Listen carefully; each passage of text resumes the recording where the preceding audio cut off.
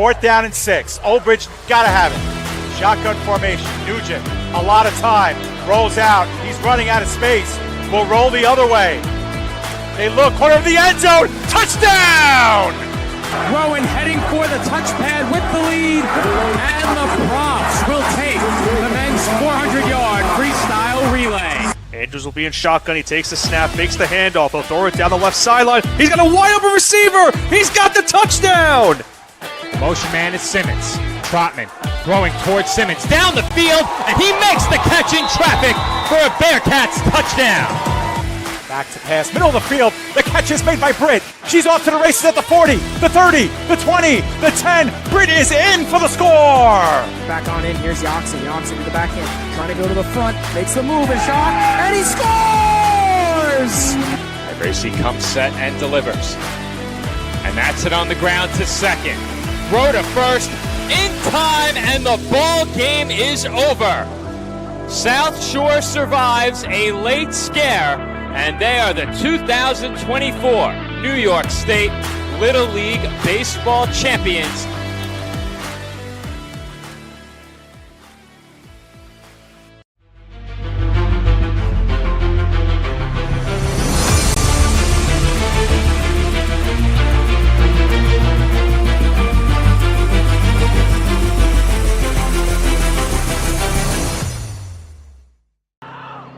Live from Edison Jets Field in Edison, New Jersey, PDF Sports Network welcomes you to live on tape coverage of the League of All Leagues as the Jersey Sharks play their second home game of the season.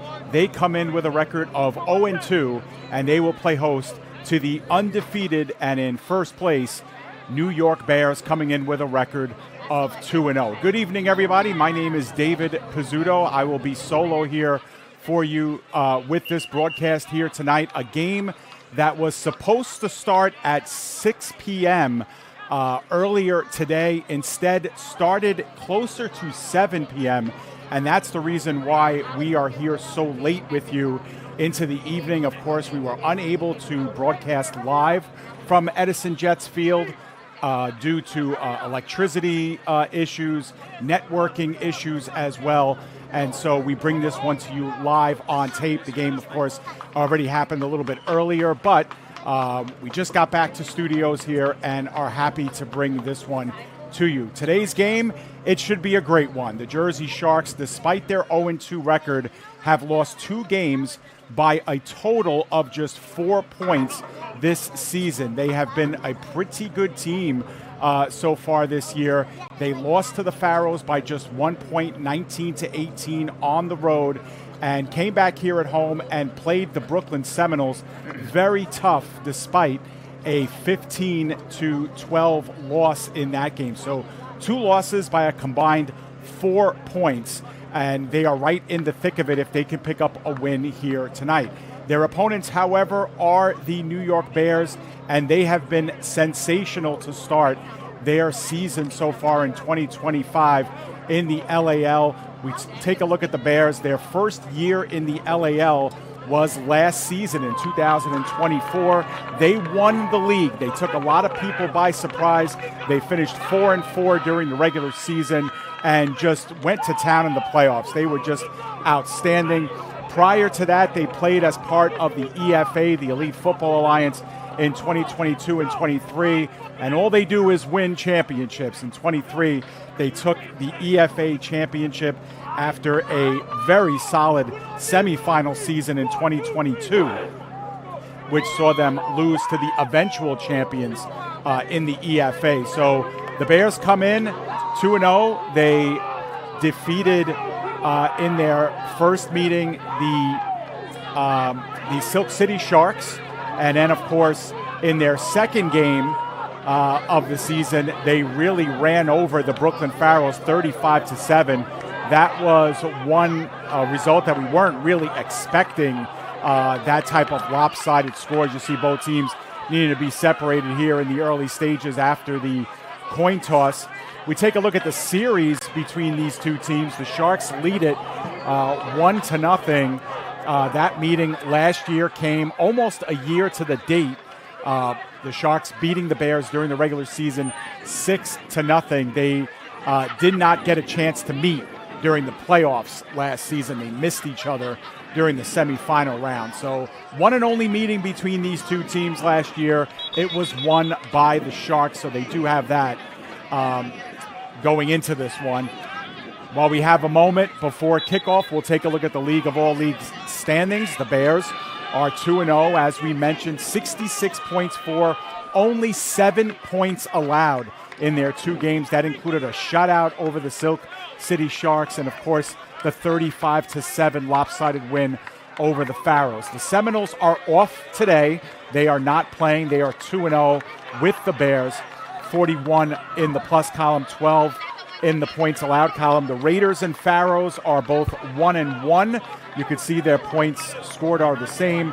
Pharaohs have allowed more points, of course, by virtue of that 35-7 loss last week. And then you have the Jersey Sharks, 0-2, despite only being outscored by 4 points this season. And Silk City struggling a little bit, having only scored the 1 touchdown this year and having yielded the 57 points. We're almost ready here for opening kickoff between these two teams. Once again, we got off to a very late start in this one. There were some roster discrepancies from what we were able to gather. They did a roster check of both teams. Both teams lined up. They had to go over each and every player to make sure they were rostered players. So, a little bit of controversy coming into this one. But as far as we know, everything checked out, and we are almost ready to go, we would have to assume here, and about 50 minutes later than what was the intended start. A couple things to go over in the League of All Leagues is that whenever there's a touchdown scored, if teams go for a run or a pass after a touchdown, it's only worth 1 point. And if teams decide to kick the extra point, what's usually an extra point, it actually counts as a 2-point conversion. So I know that was one of the things that has tripped up some of the fans in the stands these last couple of weeks. But we are almost ready to begin, and it will be the Bears kicking off to the Jersey Sharks. Justin Hunter, the linebacker, will do the kicking for the Bears. And the Sharks, of course, will get their 2 men back deep and look to get started here. They scored on their opening drive of the game against the Seminoles last week and actually led for a lot of that game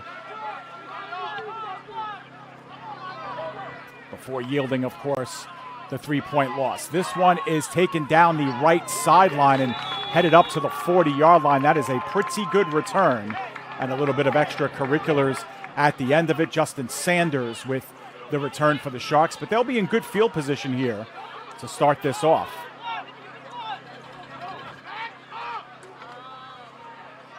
Sharks will go with number 3, Tariq Smith.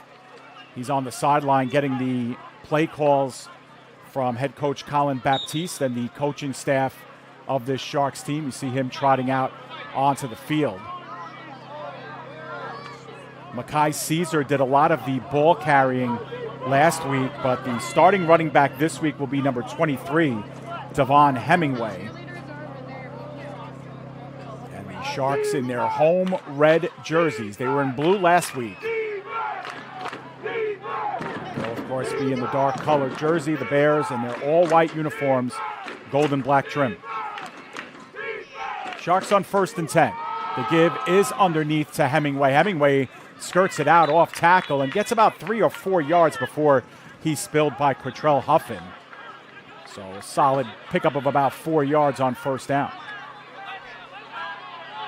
The Bears, as we mentioned, very stingy during this early part of the season. Of course, they had the shutout against the other Sharks, the Silk City Sharks, and they didn't give up a touchdown to the Pharaohs until very late in that game. They were up 35-0 at one point before the Pharaohs were able to at least dent the scoreboard and put up a touchdown and the 1-point conversion. Otherwise, the Bears would be perfect through 120 minutes defensively. Another give underneath. Hemingway does find some room, bounces off of a couple of tacklers, and is taken down. They are knifing at the ball. Once again, Huffin was there, as well as Brian Patterson. They look to be about a yard short of the first down.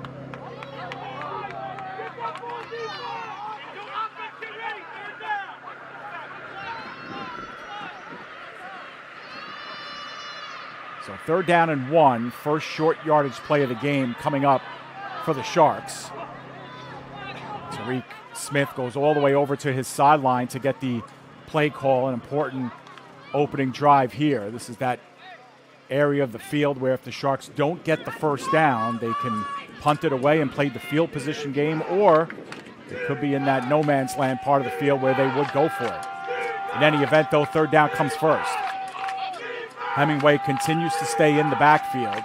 Long count. Bears stand up at the line of scrimmage, but it is given to Hemingway, and he falls forward past the 50 for the first down of the game.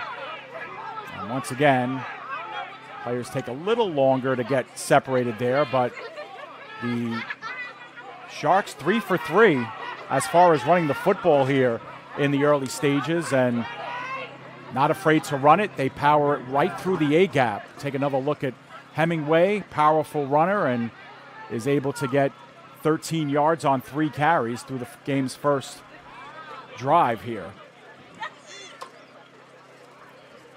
That's what the Sharks wanted to do last week as well, run the football to set up the pass.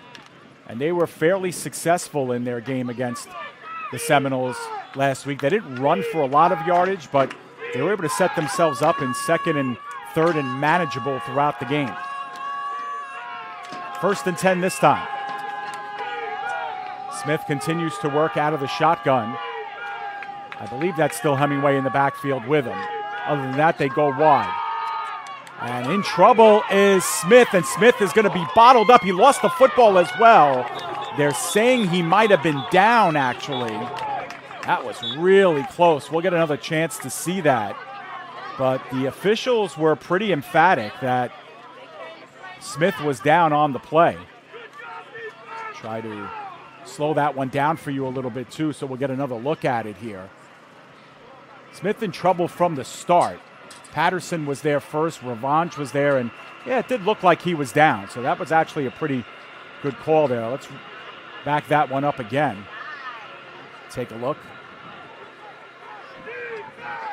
Did look like he was down, so that's actually a pretty good call, but it'll bring up about a 2nd and 17 coming up after the big sack on 1st down. Trips on the near side, the fake underneath, and they pass it out in the flat. Making some room for himself was Ronald Butler. He's out once again past the 50 and around the close to the original line of scrimmage. It'll be 3rd and about 10. So we get a whistle here, and there is a flag down actually, so late flag. And we'll see if this backs up the Sharks further, or if this was against the Bears. Judging by the body language, this is going up against the Sharks. It's a personal foul against the Sharks, so that'll back them up 15 yards, and they'll replay 2nd down. So that play was going to get them close to the original line of scrimmage, which would have set up a 3rd down and 10. Instead, it'll be a 3rd and 25, although it does look like it's more than 25 at this point. Actually, that's way more than 25 yards to go. The line of scrimmage is at the 30, and the 1st down is at the Sharks' 37. So we're looking at a 2nd and 33 coming up. So that must have been a 15-yard penalty from the spot of the foul. And we are going to have the officials get together, because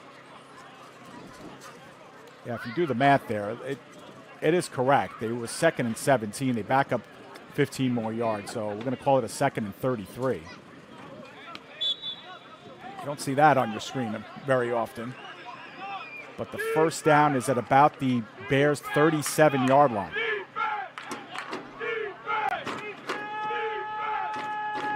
In the backfield now is Rob Jackson, setting up camp with Smith. He's in there for protection. Smith looks right, then left, now goes down the field towards the sideline, and elevating and making the catch was Lance Fisher. He went over the defensive back, Isaiah Berrios-Smith, to grab that one very close to the first down. It'll be 3rd and about 2 coming up. And while we get another look at this one to appreciate the job that Fisher did getting up to get this one. A nice job of pumping, too, with that ball by Smith. Thought at first he might have gotten that ball stripped from behind. They got 31 yards on that play to set up a 3rd down and manageable here, 3rd and 2. Trips once again. They go down low to Jackson on the handoff, and he rips forward for a gain of 5. That'll be enough for the first down. And we have another flag down on the play. So we will get a chance here. I think Jackson came up arguing that his face mask was altered, and we'll see if that's the call here. Either way, he got the first down, so we'll see what they decide. It looks like they're going to walk it back, however.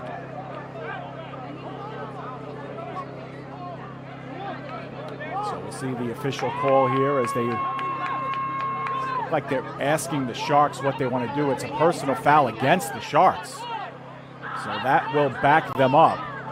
Now, if the penalty happened after the play, then the result of the play would be a first down, and the Sharks would simply move back 15 yards, and it'll still be a 1st and 10. If it happened at any time before or during the play, it's going to be a 3rd down and 17. Right now they have it 3rd down, and it looks like 11. Although they are getting together to talk a little bit more about this one.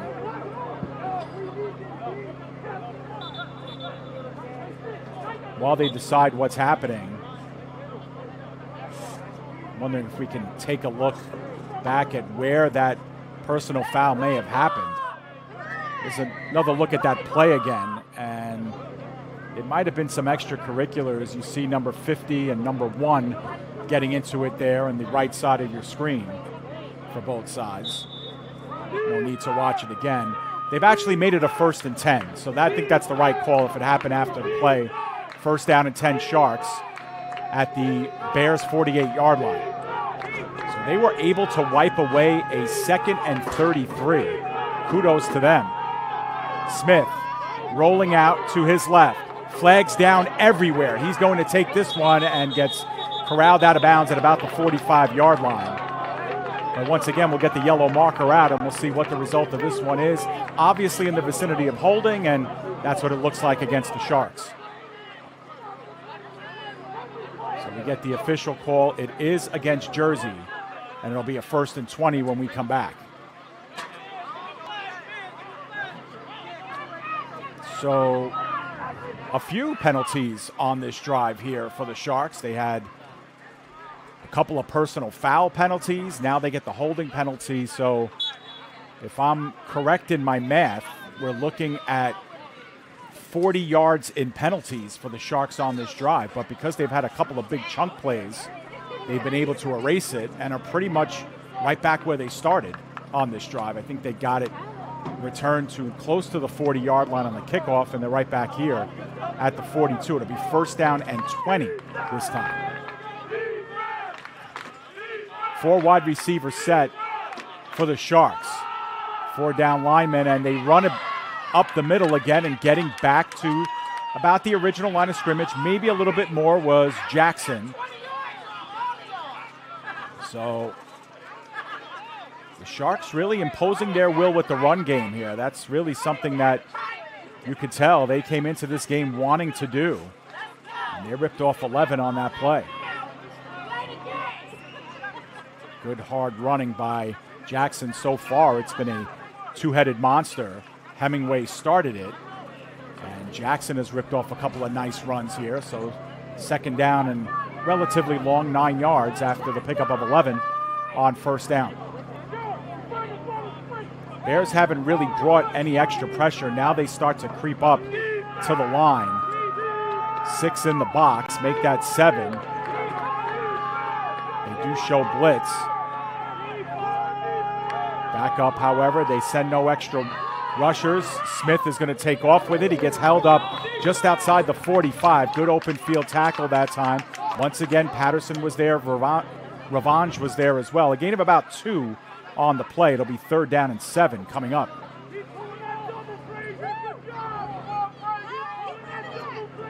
Tariq Smith just does not have a lot of time in the pocket. You can see again it breaking down pretty quickly, and his wide receiver in the flat, Shamar Serio, he really didn't show for Smith by the time Smith wanted to throw that. So he was kind of the safety valve hanging out in that low flat, never did show.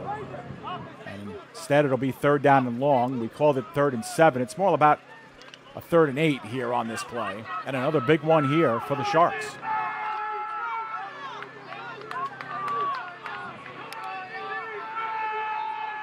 Go out of the shotgun with 4 wide receivers. It looks like Jackson remains in to the right of Smith, perhaps for blocking assistance, but it is Smith. He's going to throw one up middle of the field, and it's incomplete at first, but it lands into the hands of Fisher, and Fisher is inside the 5 and takes it in for the touchdown. An improbable touchdown for the Sharks. And they get up on the board 6-0 on a pass that was actually deflected. We're going to have to slow this one down and see exactly what happened here. It was deflected. I believe it went off of a helmet and right into the hands of Fisher. Yes, indeed. And Fisher does the rest. Nice little move there inside the 5 as well to complete the play. And just like that, the Sharks have a 6-0 lead and will go for 2 on this extra point, or a 2-point conversion, I should say. Doing the kicking for the Sharks, added to the roster this week, is number 15, Chris Kulo. Chris Kulo was the quarterback for this team last season, and we saw a lot of him in the American Arena League 2, where he played indoor football for the Jersey Bearcats, who make their home on the PDF Sports Network. Snap is down. He does get it up. It's sailing right, and it's just incomplete. Missed on the 2-point conversion. And it'll remain a 6-0 game. But the Sharks, on a rather improbable touchdown on that drive, the Sharks converted a 2nd down and 33 on that drive. And then somehow they made a 3rd and 8 on this play stand up. We're going to see it right now. Smith going back to pass on 3rd and 8. You can see the pocket collapsing. Somehow gets this off on his back foot.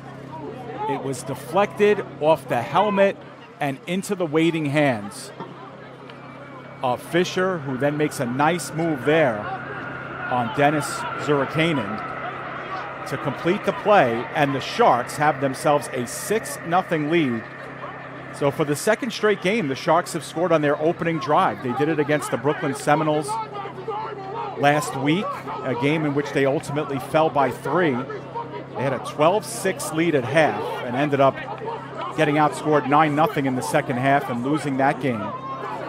But pretty great start here against this New York defense. Remember, the Bears only gave up 1 touchdown in the previous 8 quarters that they've played. Kickoff is end over end and high, taken down at about the 14-yard line. And running out of trouble at first and then hammered down was Christian Grizzle, just inside the 30 or maybe right there at the 30. As players get separated again, and we are going to see the Bears for the first time on offense coming up.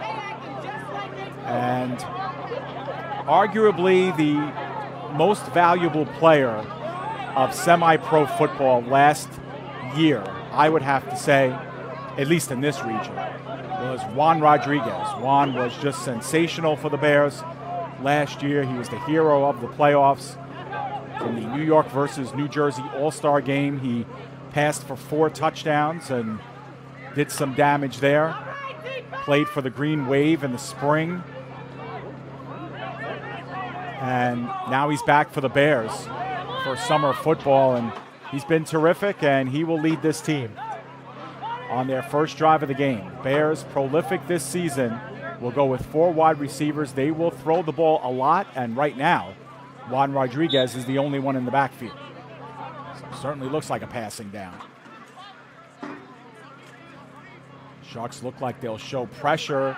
They back off just a little bit. Rodriguez will look out near the sideline, incomplete.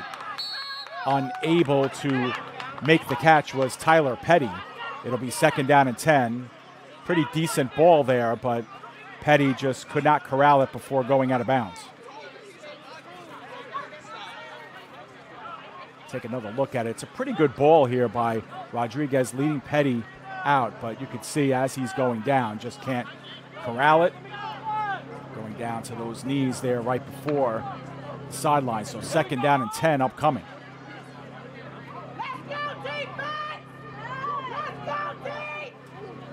This time, Rodriguez will be joined in the backfield. Can't pick up a number yet on the running back, but it will be another throw here for Rodriguez. Look, center of the field, and that one is caught by Petty. And Petty's out past the 40, gets stripped of the football, and it's into the waiting hands of the Sharks. Making the play, I believe that was Higgs who picked it up, number 17. And the Sharks are getting the ball back on another improbable play. Petty actually makes a really nice grab here. And I believe that was Higgs.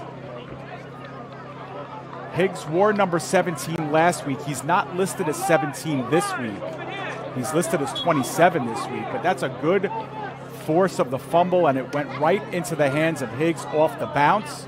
And the Sharks have the ball back 1st and 10 at the Bears' 42-yard line. So you could not have drawn it up any better here if you're the Sharks. They get the game's first turnover.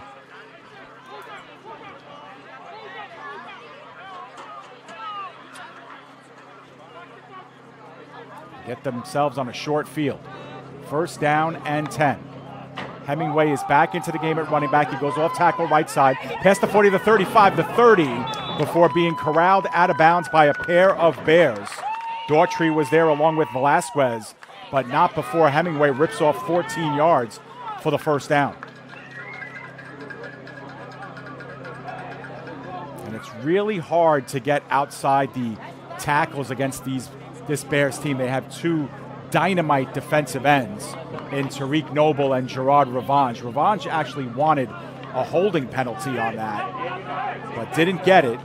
Instead, the Sharks were able to get the edge, and they'll have it 1st down and 10 at the Bears' 27-yard line. That was a gain of 15 yards on 1st down.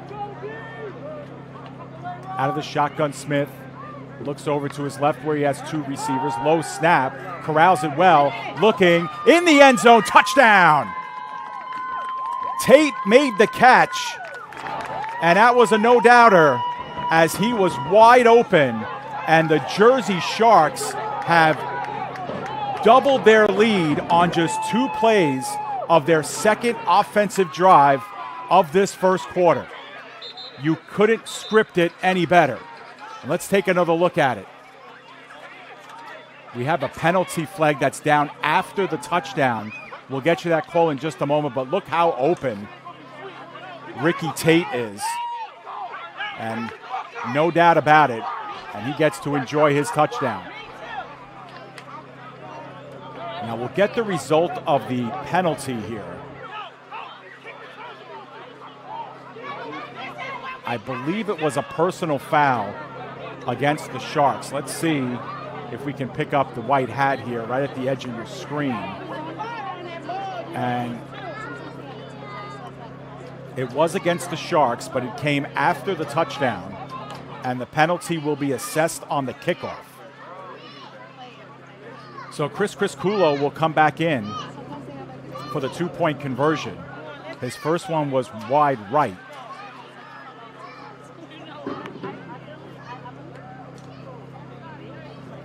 You don't see a lot of teams carrying kickers in semi-pro, and especially in a league like the LAL, it's of paramount importance because 2-point conversions, if you're able to get them consistently anyway, they're not easy. I mean, this is the equivalent of about a 32-yard field goal. Got some movement there, and the flag is down. I believe they'll redo this 2-point conversion, as coming in hot were the Bears, and they spilled down the holder, who I thought was number 12, Tom Zarino. Indeed. So they'll work it 5 yards up the field, so it'll turn it into about a 27-yard 2-point conversion instead of a 32-yarder. The Sharks will have another opportunity here to cash in for points. Criscuolo has the leg, as witnessed by the first attempt he had. But it'll be awful hard if that pressure comes in, and that's a dribbler right back to Zarino. He could not control it, and Criscuolo wisely just falls on top of it and lives to see another day. Remember, that ball's a live ball, and it could get returned the other way for 2 points. Instead, the Sharks will have to settle for the 6 points on the touchdown, and it's a 12-0 game.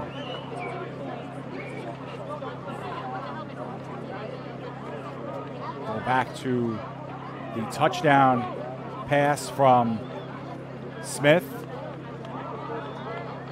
to Tate on this play, so we can get the yardage, so I can jot that down. A 27-yard touchdown pass.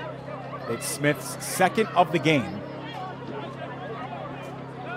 First one to Fisher, this one to Tate, and the Sharks are flying high. 12-0 is our score. We are still in the game's first quarter, a game that started very late here at Edison Jets Field. It was supposed to start at 6 p.m.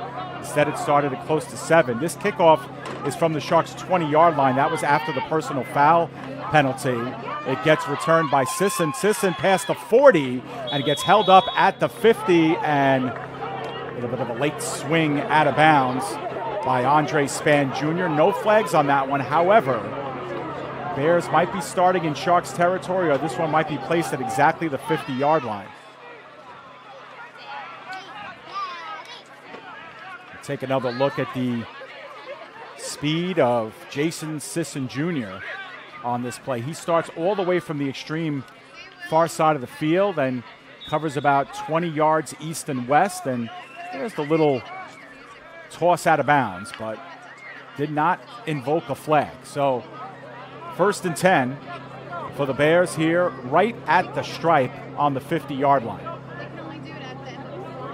Pretty great field position, and that comes after a result of that bad starting kickoff position. There's a give underneath, and bottled up immediately by Bethea is number 32, Joey Ward, on the first carry for the Bears in this game. It goes for naught. It'll be 2nd down and 10. And I owe Jersey Sharks number 1, James Bethea, a bit of an apology. Last week, I called him Julius Tobe for the entire game. Now, Julius Tobe wears 0, and James Bethea wears 1. And on the program that I keep stats on, the stat program does not recognize 0, so it just shifted everybody up 1. So Tobe got credit for being number 1 on my stat sheet. Instead, James Bethea had an excellent game last week and makes a big tackle there on 1st and 10. It's 2nd and 10 now. Pressure there, and the give is in the backfield, and a great open field tackle that time by Stamper. Tyson Stamper with a big 4-yard loss on 2nd down. Will set up a 3rd down and long here for the Bears coming up. That time the Bears looking to work the line of scrimmage, and a big stick that time by Tyson Stamper. We'll see it one more time. Rodriguez tossing it out into the flat. I think that was Abalos on the catch, and there's just nowhere for him to go. Can't even turn to face the defender before he spilled down. 3rd and 14.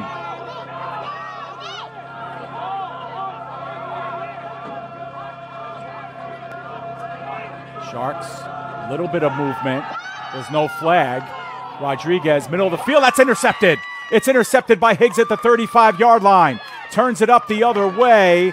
Thought he got taken down. Instead, he gets tripped up inside Bears territory. Another turnover for the New York Bears. And another one for Higgs. He gets a fumble recovery, and now he gets the pick. Dangerous pass in the middle of the field, and there's just a crowded house there in these zones. That's pass, I think it was underthrown, to be honest. It was kind of in the middle between Abalos and I believe the one running over that was Chris Easter. We'll get another look at it here on the loop. There's the two wide receivers, and it's thrown right in between them. Too high for Abalos, too short for Easter. And Higgs says, I'll take it. And now the Sharks, for the second straight drive, will start inside of Bears territory. This is at the 48-yard line. The Bears have turned the ball over twice. The give is underneath to Jackson. Jackson gets swallowed up at the 45-yard line, powers forward for a gain of about 3, but that's about it. Got some whistles here. We do have a flag down as well. And guys need to get separated here. A couple of guys going down. Meanwhile, needing some attention is Kevin Jean, who is down. He's one of the offensive linemen on this play. Meanwhile, the officials will huddle it up and see what gives here on this play. It looked like there was an original flag down, maybe in the vicinity of holding. And then a couple of flags came out after the play. Number 1, Tariq Noble was locked up with one of the Sharks linemen as well, and they took their time getting separated. We'll follow the white hat. We'll see if we can get a decision here. Body language by DeJuan Williams suggests it's not a good result here for the Bears.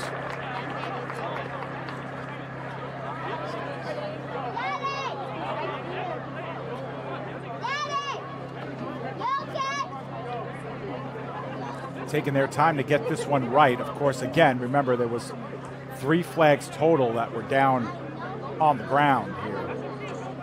Take their time weeding it out. Officially, it was a gain of 4 on the play. So if this play stands in any capacity, it'll be a 2nd and 6. Let's see what we got.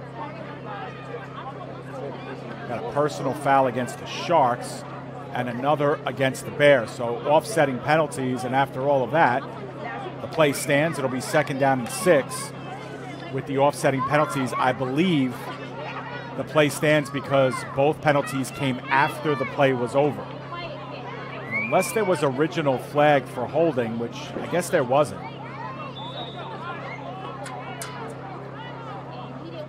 So those cancel out. 2nd down and 6 coming up. In case you joined us late, the Sharks, a couple of touchdown passes by Tariq Smith, a 46-yarder to Lance Fisher, a 27-yarder to Ricky Tate. That's the difference in the score. It's 12-0 in favor of the home team. Edison Jets Field here in Edison, New Jersey. Still under construction. You see it in the background of your screen, but we got a good vantage point here from the stands. And an electric crowd here on hand for this one tonight. 2nd and 6. Smith, the give underneath and powering forward. No gain on the play, however. I believe that was Hemingway again. No, that was Jackson, actually. But he ran right into the waiting arms of Frazier. Now, I'm trying to find Frazier on my roster. He was on the Bears roster listed as number 8. but he's wearing number 74. That's Deshaun Frazier. I know Deshaun well because I interviewed him once, and he's kind of hard to miss. Number 74, that's a big dude. And me, myself, I'm about 6'3", almost 240 pounds, and he makes me look really, really small. So number 8 is actually wearing number 74. 3rd down and 6. Smith, 6 yards behind the line of scrimmage, takes a 3-step drop, steps up in the pocket. He's running out of room, does make one guy miss, but here comes the wave of players led by Sadiq Nathaniel coming out from the defensive back position to take Smith down for the sack. Helping him out was Mike Rodriguez, and it'll be 4th down and long. We're going to get another look at it here. Tariq Smith did well to slide out of that first wave of pressure, but there was just really nothing going on there from the jump, and because he kind of hesitated there, just never could regain his feet. Takes the 5-yard loss, and it looks like we'll see our first punt of the game.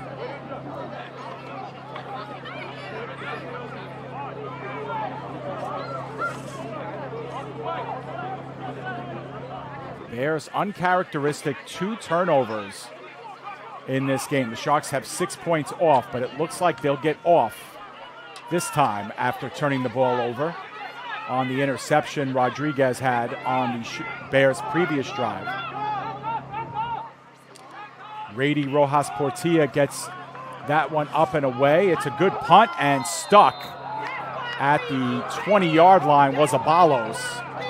Took a pretty big hit, did Abalos, but the Bears will take over, and I believe that is the end of the first quarter. Indeed it is. So we are through 1 quarter here. Jersey on top of New York 12-0 on a couple of big touchdown passes, as we're going to get another chance to see that big hit at the end of this next play on Abalos. Not sure who had that hit, actually. Might be able to see it a little bit better here. It looked like it might be Jackson. Nice stick there in the back. Actually, it was not. It was Hemingway, starting running back. But couldn't have been any better of a 15 minutes for the Jersey Sharks. On their first drive of the game, they converted a 2nd down and 33. On a 3rd and 8, they scored a 47-yard touchdown. And then on the second drive, they got the ball back on a short field thanks to a fumble recovery by Andre Higgs. Set up shop, get a 15-yard run, and then follow that up with a 27-yard touchdown pass. Smith to Tate, and it's 12-0. But to start the second, it'll be the Bears, starting at their own 21-yard line, just outside the 20. And again, on their 2 drives, they had a fumble off of a completion of a pass, and then Juan Rodriguez threw a pick the last time he dropped back to throw. That's a play action this time, top of your screen, and Petty was the intended receiver, incomplete, but a flag comes down. And obvious here that this is going to be either a pass interference or a holding call. We'll get another chance to see it. Looks like it's going to be holding. We'll get you the official call in just a moment, but nice little play action here by Rodriguez. You could see the Sharks coming in on the blitz, and see if we can pick up the hold. It's marginal. Didn't see a lot of it, but it might have happened a little bit earlier in the route as well. But it'll be an automatic first down for the Sharks, 5 yards up the field.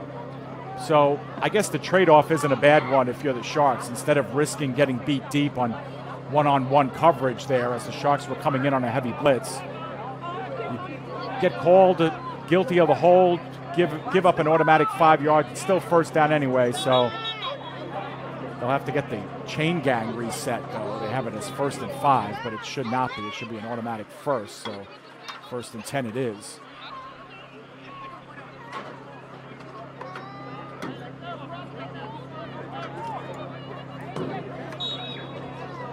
Rodriguez now alone in the backfield this time. Sharks show press coverage at the top of your screen. They only rush the 4. A lot of time. Now towards the sideline on the near side. Nathaniel makes a guy miss and then get punched out of bounds by number 21, Kareem Stewart. And you're going to add another 15 yards on top of this. So back-to-back plays where the Sharks get called for an infraction. It wouldn't have mattered anyway. Nathaniel got the first down.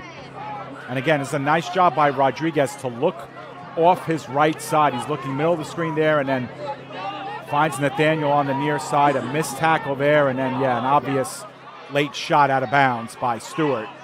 Gives them an extra 15 yards. So, on one play, the Bears go from their 26-yard line to the Sharks' 41. 33 yards on the catch and penalty. And we're going to have a full start on the Bears. So they'll give 5 yards of that back.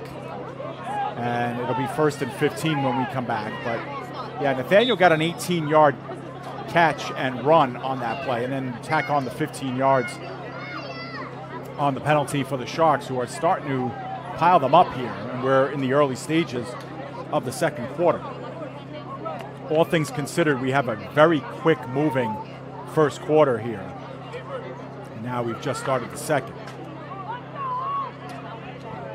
Bears at 2-0, looking to stay undefeated. The other undefeated team in the LAL, the Seminoles, are on a bye this week, along with the Sharks. They go on the near side. There's a flag down in the backfield. It looks like throwing that away was Rodriguez. And I thought I saw a flag there. Perhaps not. No, now they will convene. So, see if we can catch the replay here of this play and see if this is indeed a intentional grounding. We'll get you the right call in a second from the white hat. And I think that's what's going to be the call. Definitely went beyond the line of scrimmage and out of bounds, but it will be a penalty and a loss of down. So coming up will be a 2nd down and 25 for the Bears.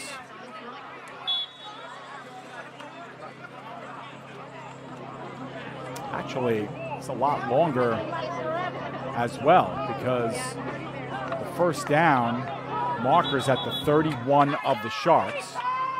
So 19, 29, this is a 33 yards to go. This looks familiar. I'm not quite sure why they lost so many yards on that grounding call, unless it was from the spot of the throw. That must have been it. 10 yards from the spot. Loss of down. 2nd down and 33. They need to get to the 31 of the Sharks. They run the screen, and underneath, making a nice catch that time, and getting held up at close to midfield was Daquan Brown. Finally gets taken down at the 50. But they did get a chunk of that back. So they'll be about 20 yards shy of the first down. And there'll be 3rd down coming up. See if we can pick up this nice catch off the screen. It was pretty high. It was thrown pretty high and elevated. We'll get you back to live action in just a moment, as soon as they're ready to snap this one. We'll get you back now. And we get a jump. This is a free play for the Bears. The Sharks jumped off, and it's in stride for the touchdown for Petty. And the Bears, on a free play, are able to get 6 points, as Petty was all alone streaking down the right sideline. He lost his corner, and we'll see this in real time. There's the jump. It was clear as day. That takes the defensive end out of the play. And then Petty, in perfect harmony with Rodriguez, that was a perfect ball in stride, able to catch on the run. We're going to see it one more time because I'm interested to keep an eye on Petty at the top of your screen. Yeah, he just blows by his cornerback.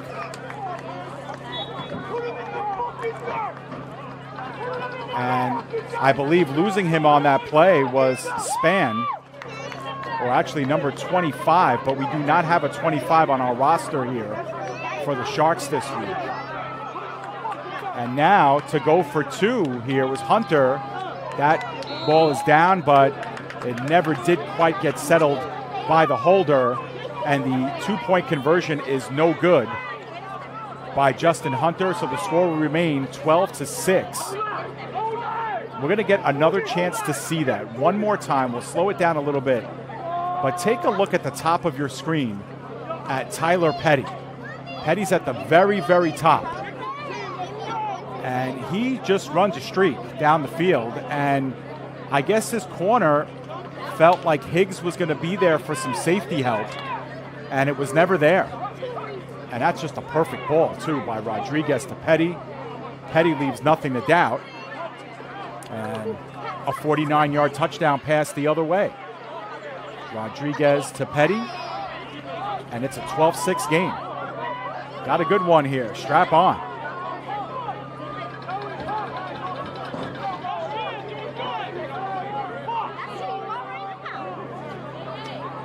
Those of you who are joining us here live on tape, we thank you for tuning in here in the wee hours. We are closing in on Sunday, August 10th, 13 minutes away from the midnight hour. This game was played roughly 7 p.m. start time in Edison. Was supposed to start at 6, and we were supposed to be on the air by about 10. Instead, we got on the air just about 45 minutes ago. This one down the sideline is fielded and played. And going from right to left and now left to right was Sanders. Sanders gets hung up just outside the 25-yard line. We lost him in the 10th area. But the Sharks will go on their 4th offensive drive of the game. Touchdown, touchdown, punt on their first 3.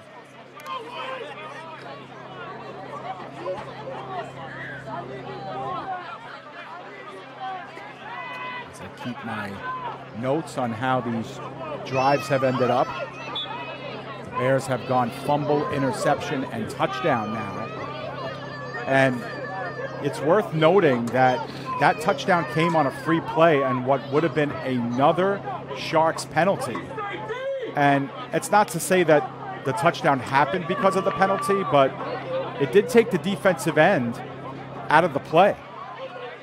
That was Taisef Amir Amos, I think, who went off. The run underneath, that time the Bears are there to shut it down. Revenge was there, along with Marcus Haskell, and Hemingway was dead to rights from the outset there. Sharks have been able to run the ball pretty well, especially right up the middle so far in this game, but not to pass on that play.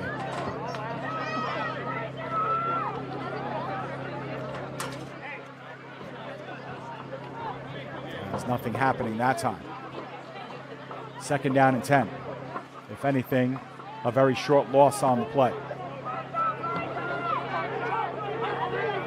No trips on the near side. In the middle of that bunch is Ronald Butler.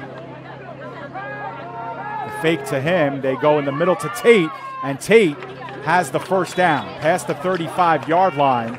Nice little timing pattern that time for Ricky Tate. A couple of hookups for him, including a touchdown in this one. And it's a nice job by Smith to look off the underneath receiver here. Take a look. He gives a little bit of a pump down in the periphery to Ronald Butler. You can look at number 6, Butler. He's not really moving here. And there's a little pump, and Tate is there to meet that one in stride for the first down. You're not missing much as we get back. The chain gang had some struggles moving the chain, so we're back to live action here. 1st and 10. The Sharks piecing together. We're trying to piece together another scoring drive. Most challenged starting field position is on this drive. This is Hemingway. Hemingway gets taken down by Noble past the 40 to about the 41-yard line. That's a solid gain of 5 on the play. And, you know, Devin Hemingway is a pretty big back, pretty solid. And, you know, if he's able to hit the hole with some pace, he has the ability to take guys with him. And you could take a look at how he hits this hole here between guard and tackle, running downhill. And, you know, he gets met by Tyreek Noble, and he takes Noble for 2 or 3 more yards. And that's just, you know, his velocity taking him through that tackle. 2nd and 5. Little movement up front. Everybody's on side. They go deep down the sideline, and it's short, just incomplete. The hookup intended for Sirio. We'll get another look at that one a little bit slowed down. It was underthrown. I'm wondering if Smith purposely underthrew that so that Sirio could come back for the ball. Let's take a look here. Sirio almost really did well to come back to this one. Then he stops his route and just mistimed it. He's working against Sadiq Nathaniel, a very, very talented DB. And it'll be 3rd down, and actually closer to about 6 here. Pretty important play for the Sharks, coming off of yielding a touchdown. They would love to get back onto the Bears side of the field. Bears showing blitz. They are way offside. Take your pick. Revanche went off first. Then Noble went through. There was some stunting as well. And it will be a 3rd down and 1 coming up after the flag for offside on the defense. And now the Sharks have a lot more in their arsenal for a play like this. Hemingway remains in the backfield. Sharks decide not to huddle. They're going to run either the same play or they're going to run their play right at the line of scrimmage. The give is to Hemingway. Hemingway finds the hole, gets the 1st down right at the 50-yard line. Good job, patient running by Hemingway, and you see the emphatic signal for the 1st down by the side judge. No doubt on that play. And the Sharks are actually doing a really nice job running right through the heart of this Bears defense. That is not easy to do. That's a very, very stout defensive line. And almost quietly, Hemingway went for 6 on that play when he only needed the half yard or a yard. And they're right back at the 50-yard line. Sharks doing well on the offense against the Bears so far in this one. They operate out of the spread, 2 wide receivers on each side. The Bears show blitz, they bring it.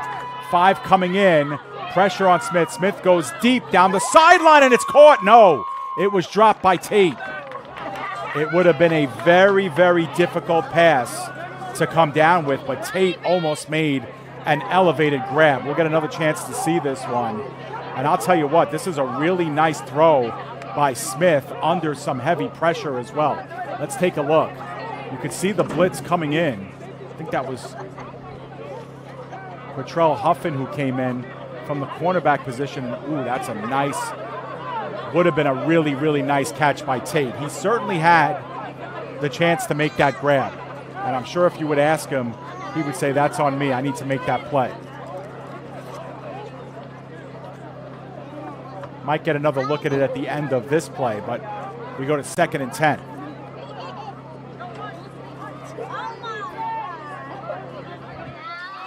The Bears really haven't brought a lot of pressure on Smith at all so far through the first quarter and a half. Their 4 down linemen have been enough. That time they did. The give is underneath to Hemingway. He stutter steps and pulls forward for about a yard or 2. Not much more than that. Call it a gain of 1. It'll be 3rd down and 9. Let's go back to that play on 1st down and take a look. First, Quatrell Huffin coming in. You can see the blitz, and he's really not picked up at all. Smith does well. and then throwing on the run. I mean, he puts this one in a gorgeous place. And no play on it was Zurakainen for the Bears. And Tate probably should have had that one. Well, it could be a moot point if they convert on this play. 3rd down and 9. If not, they'll lament that drop a little bit more. 3 wide receivers up high. Tate is the only wide receiver down low on our side. The fake underneath. The pitch is out into the flat. The catch is made, and extending for the first down was Ronald Butler. Great effort by Butler, and he will move the chains. Well, to run this play, you got to have confidence that your wide receiver is going to make somebody miss in the flat. And that's exactly what Butler does. You can see it's just a one-step drop. And Butler, if you're the wideout on that play, you don't have any choice. As soon as you catch that, you have got to dart up the field, and that he did. They needed 9. They got 10 on the play. The ball's at the 40. A little bit of movement again, and this time Jackson's progress is going to get stopped as the Sharks, I believe, were offside. Or were guilty of the false start. And that's what it is. So 1st and 10 becomes 1st and 15. As the penalties continue to pile up here for the Sharks. The Sharks actually had, I think it was 7 penalties last week, and it just felt like more. There were a few that were declined. And they've had one declined in this game too. That was, of course, the one that ended up with the Bears scoring the touchdown on the big pass underneath. And actually, we have a personal foul as well against the Bears on that play. So I believe after this, the Sharks are going to have a first down because you get the 5-yard false start. And if the personal foul happens after the play, then it's a 1st and 10. Well, they'll get it sorted here. They're going to have a long conversation about it.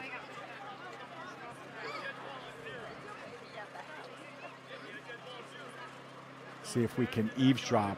The personal foul was called against Sadiq Nathaniel of the Bears. And it's going to be a 1st down and 10 for the Sharks at the 30-yard line.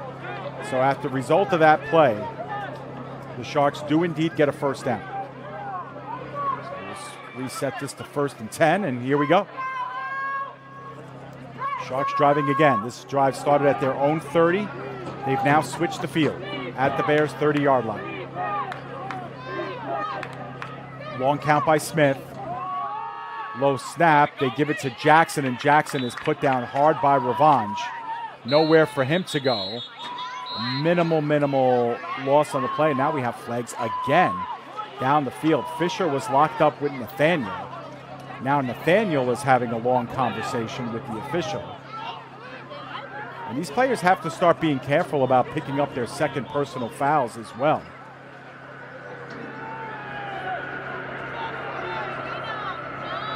Another long conversation. That penalty flag was thrown inside the 10. And it's going to be a face mask against the Bears. And that should be enough for an automatic 1st down again. Well, there's Nathaniel. And you wonder if he's going out. Well, there wasn't a personal foul, so I thought at first maybe there was a chance that he was getting tossed out of this game for picking up his second personal. Instead, not to be. It's a 15-yard penalty, and it's going to put the Sharks 1st and 10 from the 15-yard line. So now the Bears piling up the penalties, back-to-back plays. They've moved the ball from the 40 to the 15. That's 25 yards free of charge for the Sharks. 4 wide receivers set. No intention to run. They throw it underneath. And a nice grab made by Justin Sanders. That's his first catch. Gain of about 3 or 4 on the play, not much. It'll bring up a 2nd down and 7. Like the play, though, for the Sharks, something that they could think about doing more and more often. Just dumping it down low, getting your requisite 3, 4, 5 yards. Sit there in front of the zone, and Berrio Smith makes Sanders pay a little bit, but not before a gain of 3 or 4. 2nd down, long 6, short 7. The give underneath is to Jackson. Jackson plowing forward. 2nd effort works close to about the 7-yard line. And he's going to be close to a 1st down. It's going to be a second. Actually, are they marking this a 1st and goal? 1st and goal from the 6. All right, so it will be a 1st and goal. And it's kind of odd because after the penalty, it was a 1st and 10 from the 15. Now it's a 1st and 10 from the 6. So unless they marked it right at the 5, no matter, it's going to be 1st down, and the Bears have chosen to talk things over. And indeed, this drive has been really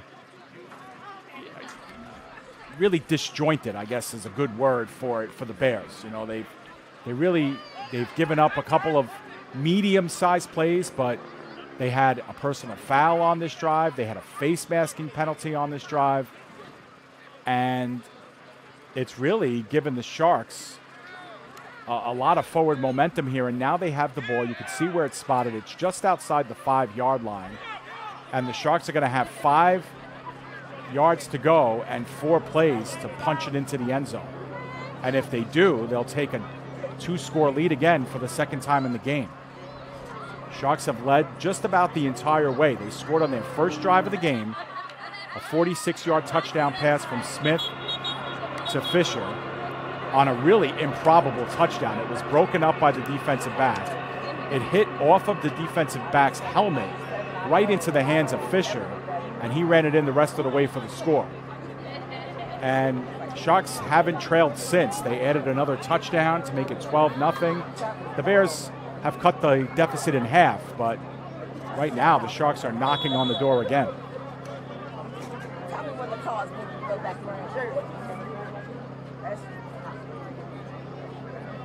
Something to think about, too. Last week, the Sharks had the ball 1st and goal from the 4-yard line against the Seminoles twice in the game and were unable to score. So you know that head coach Baptiste would love to get a touchdown here for the confidence of his team here inside the 10.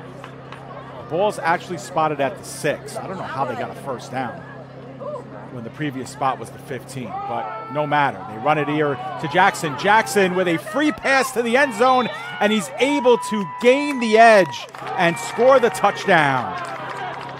Coming off of the timeout, they run the ball off tackle. That is another thing that the Sharks have done today to a lot of good success, unconventional success against these big defensive ends of the Bears. Take another look here. Delayed handoff underneath. You're able to get that edge. Huffin was there, but not before the 6 points. 2 by air and 1 on the ground. A 6-yard touchdown run for Jackson.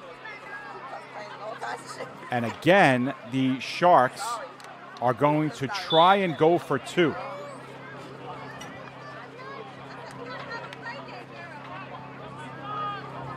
Zorino to hold, and Criscuolo to kick it. That one is up. It is end over end, and it is good.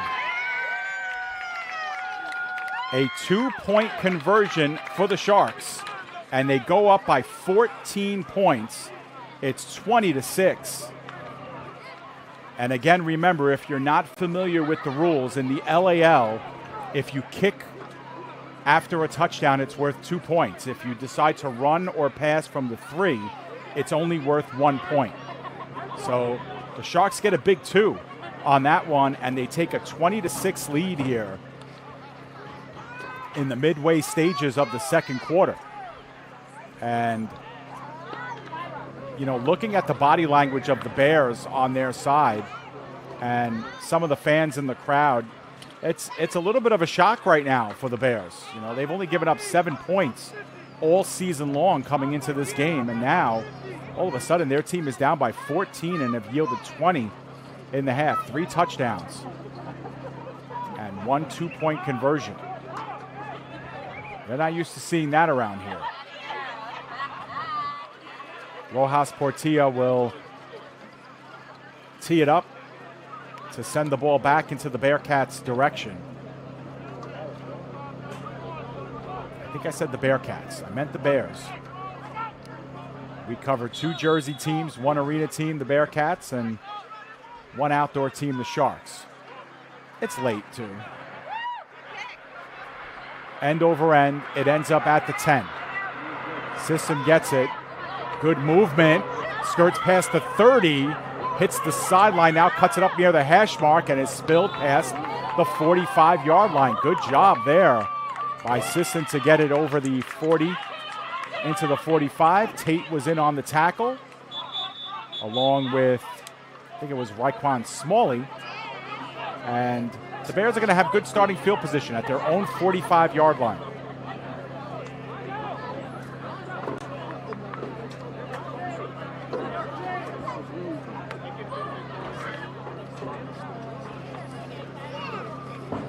Pause to get the chain gang in the correct area here. Juan Rodriguez comes out. A touchdown on their last possession has to make them feel a lot better about how they started otherwise. They had a fumble on their first drive, an interception on their second drive, and their last drive ended up with 6. A little bit of self-inflicted wounds for the Sharks on that drive as well via the penalty. Nobody in the backfield with Rodriguez. You know what's coming. The look, now down the sideline, and a lot of jockeying and holding of the jersey by Amir Robinson. He had a handful of the jersey of Chris Easter, and I believe we're going to have either a pass interference or a hold here. It'll be a pass interference against Jersey. Well, we'll get another chance to see it, but take a look for yourself. You could see Amir Robinson just grab onto the jersey here of Easter. Promise you're not missing anything on the field of play as they're walking off the yardage, but take a look at the bottom of your screen. There's the tug, clear as day.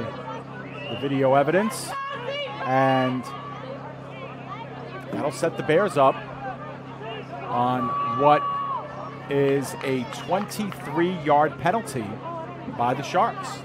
So once again, the Sharks guilty of some self-inflicted wounds here, and they give up a big chunk here for the Bears. A little bit of indecision here for the Bears. Nathaniel now sets up in the slot. Sisson's actually in the backfield. Shows in the screen. We lose Rodriguez, who's still in the backfield and finally gets taken down. Bethea was there, and it looked like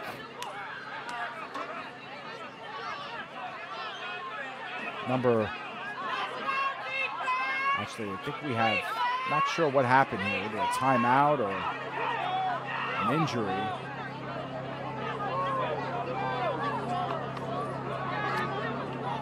Trying to get the replay there, at least the tail end of it, to get to see who came in.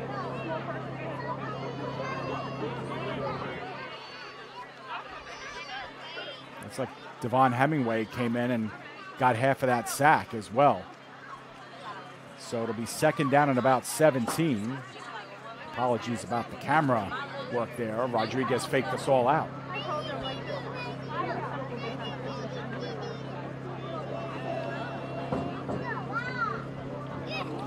So the timeout was called by the Bears. So they're down to 1. And it'll be second and 17 when we come back. Down by 14, the Bears. in uncharted territory. They have not trailed at all this season.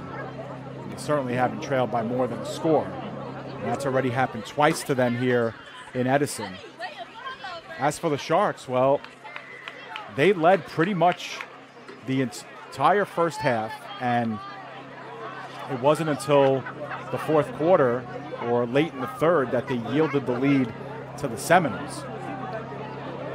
Ended up giving up a safety as well late in that game, but still, the first 2 weeks of the season, the Sharks had the ball in a goal-to-go situation to end both games. They were unable to capitalize.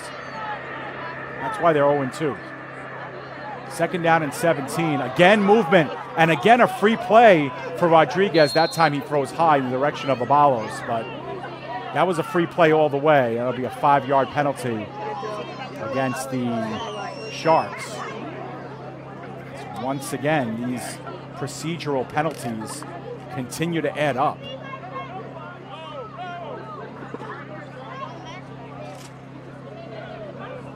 Shout out to my wife Jennifer, who just texted me and requested a shout out. Sorry, I didn't pick it up until now, but appreciate it. And it's a good one between the Bears and the Sharks. Selfishly, I wish it would have started on time. Would have been able to get this one to you a little bit earlier here, but if you're navigating with us here in the early morning hours of Sunday morning, we appreciate you hanging in and watching this one via tape delay. Live on tape, as we used to say in cable television back when I worked for SI 76 a generation ago. Most of our high school games were live on tape. 5 wide receivers in the game now for the Bears on second down and 12. Rodriguez, a good pocket, middle of the field. The catch is made by Petty at the left sideline. Petty with a nice stiff arm, and is out of bounds inside the 30, and another flag late on top of it all. And now a congregation on the Bears sideline. We've got shaded out of a lot of that because of the tent that's put up there to guard against the sun. Take another look at this one when we get a chance. Rodriguez was looking middle of the field and then went over to the near sideline where Petty was hanging out in his route. And he makes a nice stiff arm right here on Robinson. Robinson took a little exception, and the extra push out of bounds. We'll get the official signal in just a moment here. I believe that would have been about 4 or 5 yards shy of the first down, but because of that penalty, it'll be an automatic first down for the Bears. So the Sharks, who had a 23-yard penalty earlier in this drive, I believe will get a half the distance penalty here that will set the ball up at the 15-yard line, so at the 14 actually. So you're looking at about 40 yards in penalties for the Sharks on this drive defensively. And that's going to be something that this coaching staff, I should say, is going to definitely stress. Another 5 wide receiver set for the Bears. Sisson is in motion, left to right. Rodriguez all alone in the backfield. He's going to need the time. He gets it. 4-man rush. They look in the end zone, and that one towards the pylon, and another flag comes down against the Sharks. It looked like Robinson may have held Petty as he was trying to flatten off his route. And we will see what the call is here, but not before we get another look at it. See if you can pick it up here. Robinson is on the bottom of your screen. Right there. He's with Petty. Lose him a little bit there, but I believe as Petty tries to flatten that route out, Robinson may have gotten a hand on him, and indeed it'll be another flag against the Sharks. It will set up the Bears now, I believe, first and goal. Yes, sir. So that ball still yet to be spotted, but it's going to be inside the 10. spotted at the 8-yard line. That yellow line is the top of the 18-yard box in soccer. It's the equivalent of the 8-yard line in football. But here we go. The Bears, thanks to 40-plus yards of penalties on this drive by the Sharks and a couple of big plays in between, have set themselves up first and goal. Down by 14. High snap. The give is down low. And powering forward for the touchdown is Daquan Brown. And the Bears get 6 points back. Daquan Brown in an 8-yard touchdown run for him, I believe, on his second carry of the game.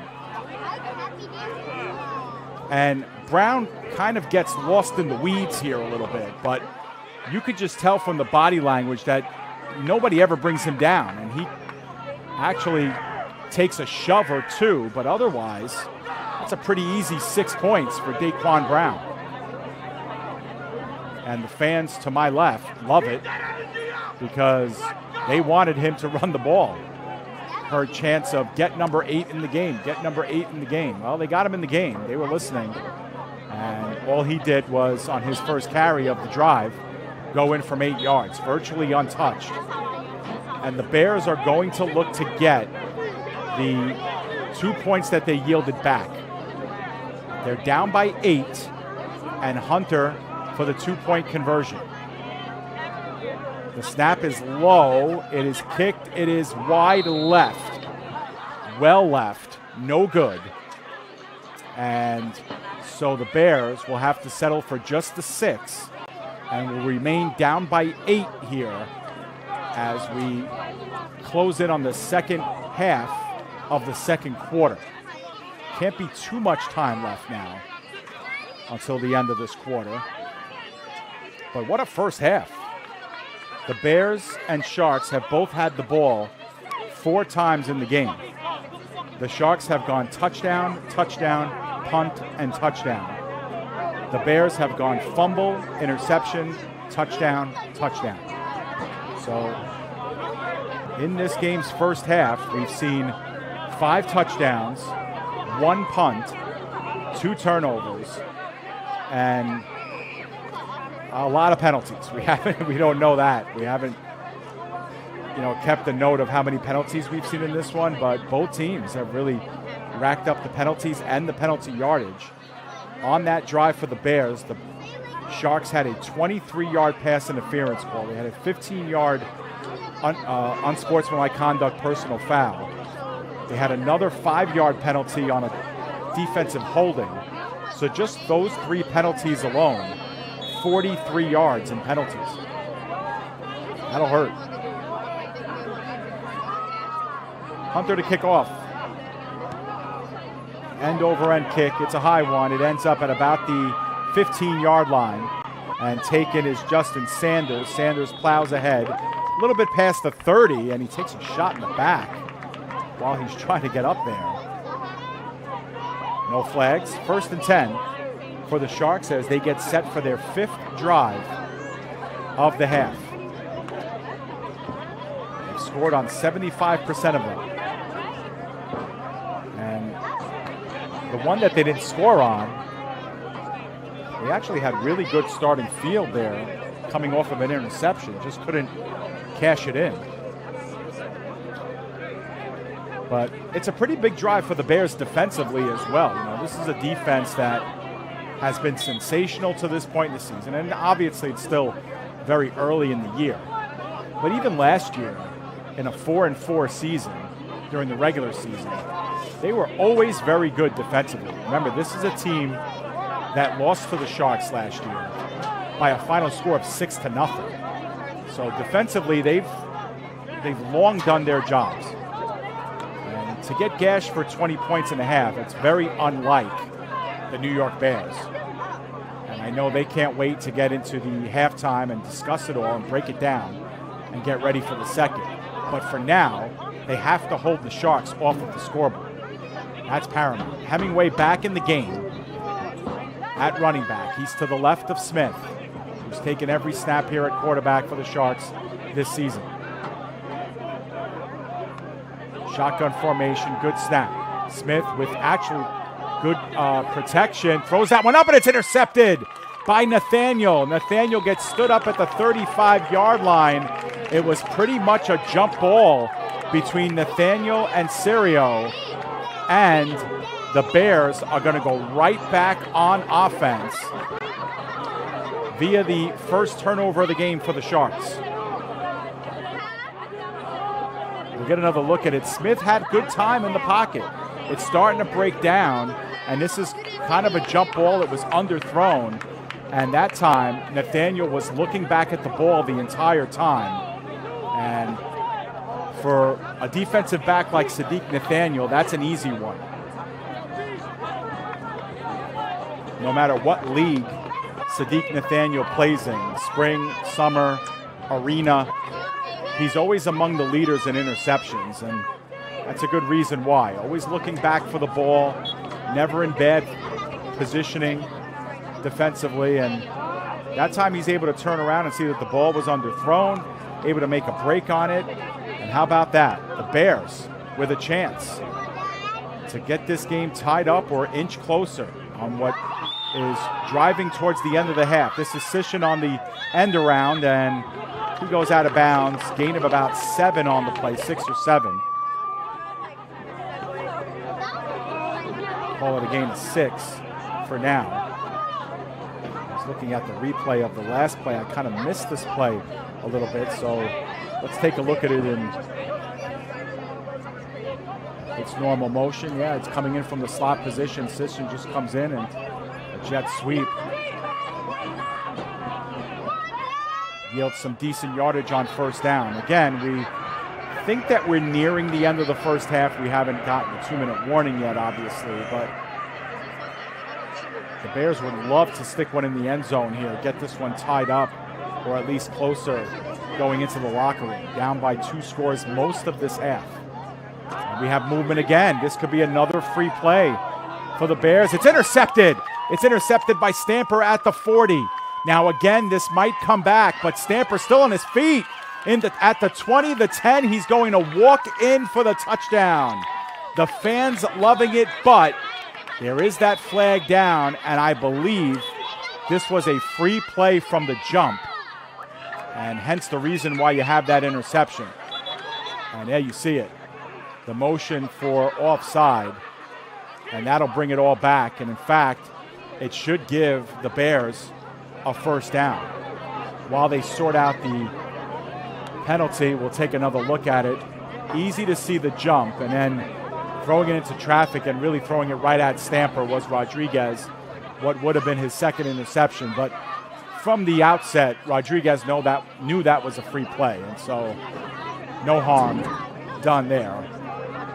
Touchdown was never put on the board, so no need to take it down. And the penalty yardage did give the Bears an automatic first down. And now they are just on the lip outside the 50. Now the chain gang still needs to get things situated at the top of your screen. Looks like they are going to in time for this play. Trips left side.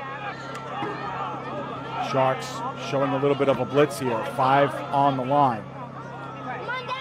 And timeout. Called by the Bears. Now, to our knowledge, that's the final timeout called by the Bears. And I believe we don't have much time left. In fact, we just heard someone say there's only a few seconds left. So we had the 2-minute warning. Maybe the 2-minute warning was after the Bears' last touchdown, and we just never really acknowledged it with an official timeout. I'm just not sure. But I just heard somebody on the sideline say that there's only a few seconds left. So it makes sense that the Bears would use this timeout, perhaps for a final play or two. They have to go 50 yards, but they do have a fresh set of downs here. A reminder that at halftime, we'll throw it to a pretty quick break, and then we'll get you right into the second half. That is our intention here. Take a look at the success that this Bears team has had. As we mentioned in the open, they were the EFA champs in 2023, the LAL champs in 24. They also won the Palm Bowl last year on the national stage, so they can consider themselves national champions. and looking to repeat. They surprised a lot of people last year, this Bears team. They finished 4-4 during the regular season. Played everyone really, really tough. So the 4-4 record is really not indicative of the type of team that they had. They were very, very strong. And in the playoffs, they were just dynamite. Beat the Pharaohs in the semifinals and beat the New Jersey Silverbacks in the championship. Silverbacks did not return this season to the LAL. Did not field a team. But here we go on 1st and 10 from just outside the 50. Perhaps the final play. They give us to Sisson. Sisson inside the 45, the 40, and he's down inside the 35. Gets taken down there by Stamper, but that, I believe, was the final play of the first half. Indeed it was. So the Bears go about 20 yards on that final play, but that's where it ends for them.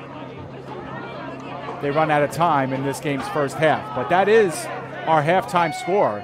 It's the Jersey Sharks 20 and the New York Bears 12. This is Jersey Sharks football on your home for the Jersey Sharks here in 2025 on the PDF Sports Network. Stay with us. We're going to take a break. When we come back, we'll get you ready for the second half.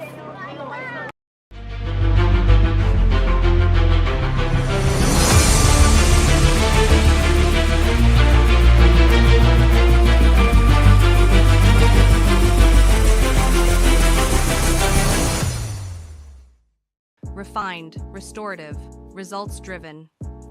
At CMX iMed Bar, we blend medicine, aesthetics, and wellness into one luxury experience, led by Dr. Angela Roque. Located in the heart of Pier Village, Long Branch. Visit cmximedbar.com or text 9089-232-694 to look better, feel better, live elevated. No, I'm right. The podcast that uncovers the origin stories of some of the biggest names in sports, media, and entertainment.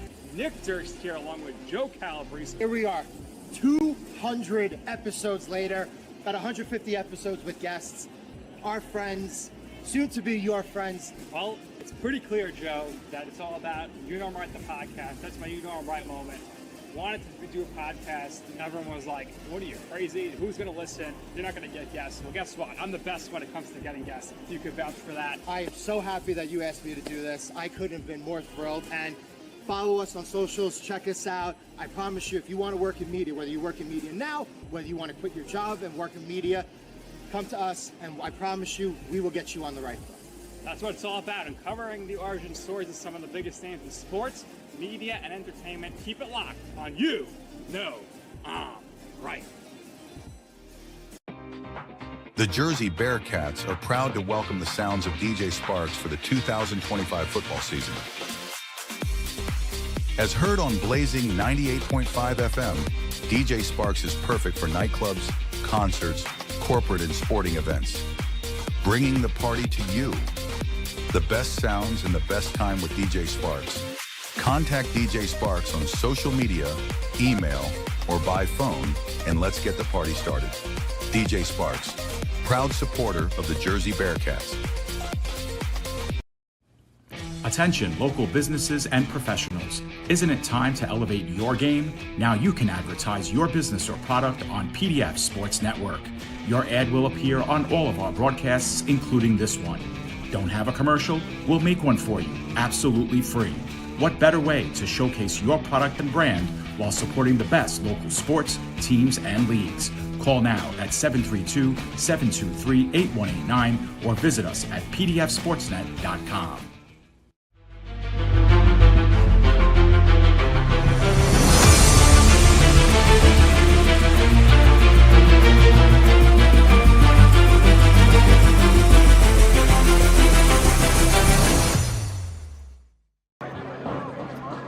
All right, not bad for timing here. We are right back and getting set for the second half kickoff as we join you here. 20-12, Sharks lead at the end of 30 minutes of play. Get our scoreboard back online for you. The Sharks with 3 first-half touchdowns, including a couple on their first 2 drives of the game, never trailed in that first half. But we'll have to kick off to the Bears here to start half number 2. It's an end-over-end kick, and trailing back to his own 5-yard line was Sisson. And he fronts up to about the 35-yard line. Nice job by him on that play. And that's where the Bears will take over. Now, the Bears in this game, a fumble, an interception, back-to-back touchdowns, and then they got hit with the end of the first half. And that's where we are right now. 20-12 in favor of the Sharks. The Sharks looking with a win today to get to 1-2. And the Bears with a win would be 3-0 and would actually put 3 games between them and the Jersey Sharks. So this is a huge game. Now, we don't know this for sure. It hasn't been officially released by the league. But we believe that all 6 teams in the LAL are making the playoffs. And we'll talk a little bit more about that in just a moment. 2 running backs in the backfield. The fake and the give is underneath to Brown. Brown powers forward for a gain of about 1, maybe 2. Slammed down by a couple of Sharks, including Amir Cooper. It'll be 2nd down and 9. But if all 6 teams make the playoffs, then, you know, the regular season, obviously it matters because of home games and things like that. But the regular season is just one big preview to the playoffs. And, you know, just because this game gets played, win or lose, if 6 teams make the playoffs, they could very well see each other again in the playoffs. And we said that last week when the Sharks played against the Seminoles as well. All of these regular season games are previews to what could be phenomenal playoff games. And a lot of these games, really, what it'll come down to is who has to travel to who come playoff time. 2nd down and 9. After the 1-yard gain by Brown, coming in motion was Easter, now heads back into the flat. The fake, play action, middle of the field, and it's caught by Petty for the 1st down and more inside of Sharks territory, taken down by Robinson. Nice little play action there. And, you know, the Bears have not run the football very much at all today, but when and if they can, this is the result. Good play action here. You could see Easter, and, you know, that forces the Sharks into some decision making as well, and that's a nice read by Rodriguez. You don't want to put that one too high or too low. It's a perfect pass to Petty, and it's a 1st down inside of Sharks territory. So just like that, the Bears are knocking on the door.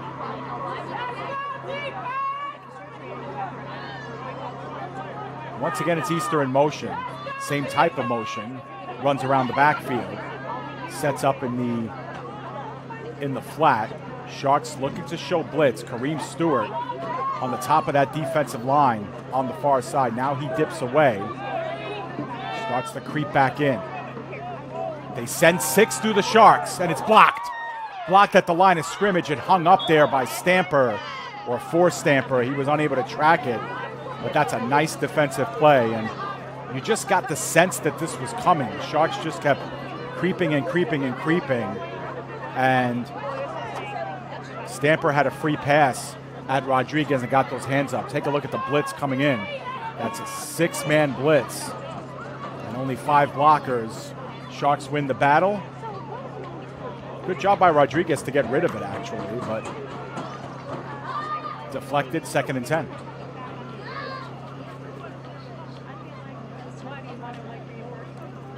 Bears taking a long time in their huddle here.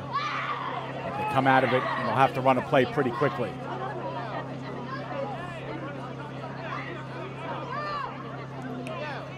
Follows on the bottom of your screen, otherwise it's trips up high at the top of your screen for the Bears. They look in that direction. Now the throw to Abalos down the field, and it's incomplete, but a pass interference is going to be called on Robinson.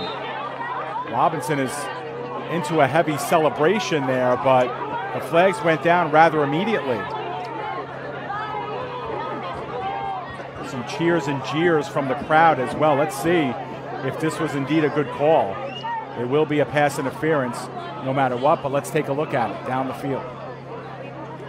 Well, yeah, the arms are there, and Robinson never does look back for the ball, and I think that's the kiss of death right there, is the fact that he never did look back. Let's take a look. And here come the hands on the back of Abalos, and the fact that Robinson does not look back, I think that's what gets the flag. I think if Robinson looks back there, that flag is kept in the pocket. But it puts the ball at the 15-yard line. That was a 33-yard penalty for the Sharks. They have to have over 100 yards in penalties at this point. They have just been victimized hard. The give is underneath. And I think that was Brown. Not quite sure. It could have been Edison as well. No, it was Brown. Not much at all. If anything, it was a short loss on the play. It'll be second and down. We'll keep it right where it is.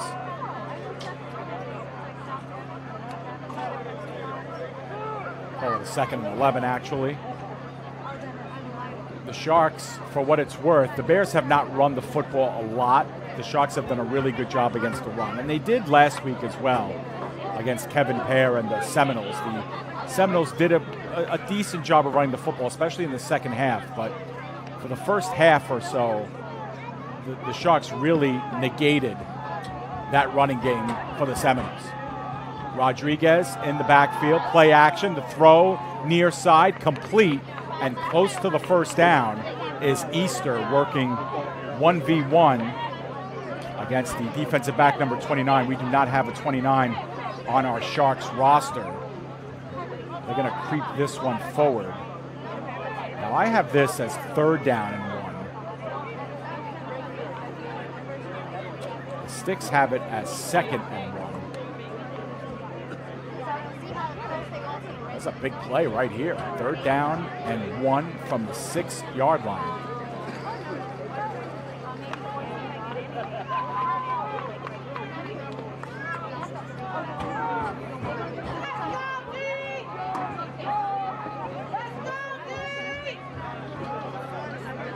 You can see in the backfield there are 2 running backs. That is Brown, and joining him is number 33, Michael Jab Thompson. Probably his first work.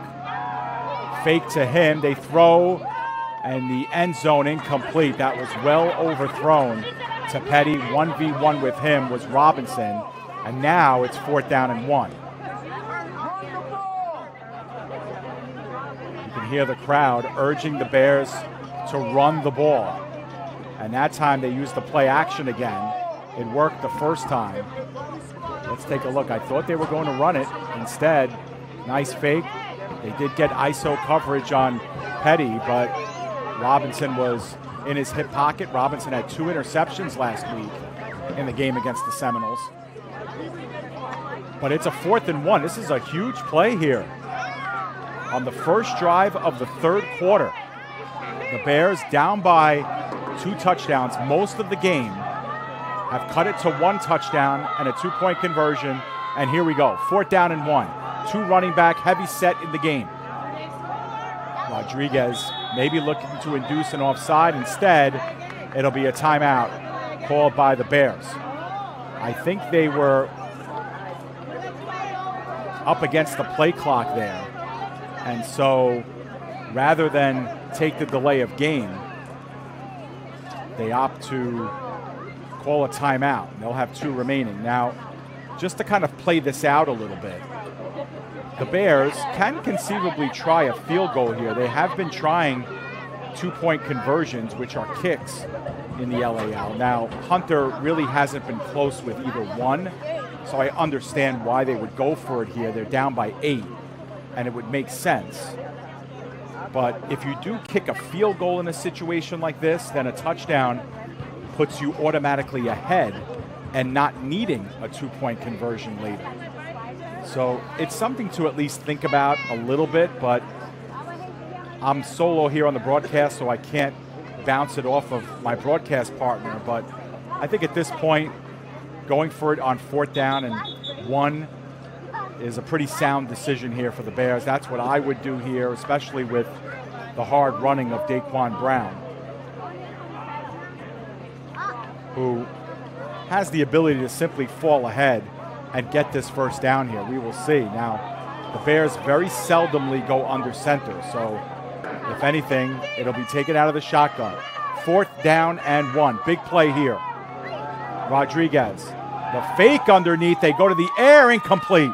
The pass was intended for Easter. It was good coverage by number 29. And the Bears are going to turn it over on downs. So 3rd and 4th and goal. 4th and 1 from the 6. They opt to throw twice rather than run the football. And they end up giving it up. We get another chance to see it. That pass was well high that time and maybe a little bit rushed by Rodriguez. And so we have officially our first turnover on downs of the game. And it'll give the ball back to the Jersey Sharks, 1st and 10 at their own 6. So, one of the reasons why you go for it on that as well, and it, is because if you don't make it, well, at least you have this. At least you've pinned the Sharks back at their own 6-yard line. It's not terribly dangerous at the risk for a safety, but we know that Tyreek Smith works out of the shotgun. You get a bad snap here. You get something low. You get a big sack. This could be 2 points for the Bears. So it's still a precarious situation for the Sharks, who did yield a safety last week, should mention as well. The Bears might be showing some extra pressure here. They stutter a little bit, but the give is to Jackson underneath, and Jackson pulls forward for a gain of about 3 on the play. That's a quality first down play by the Sharks, all things considered. They'll actually spot it at the 9, so we'll make it a 2nd down and 8 coming up.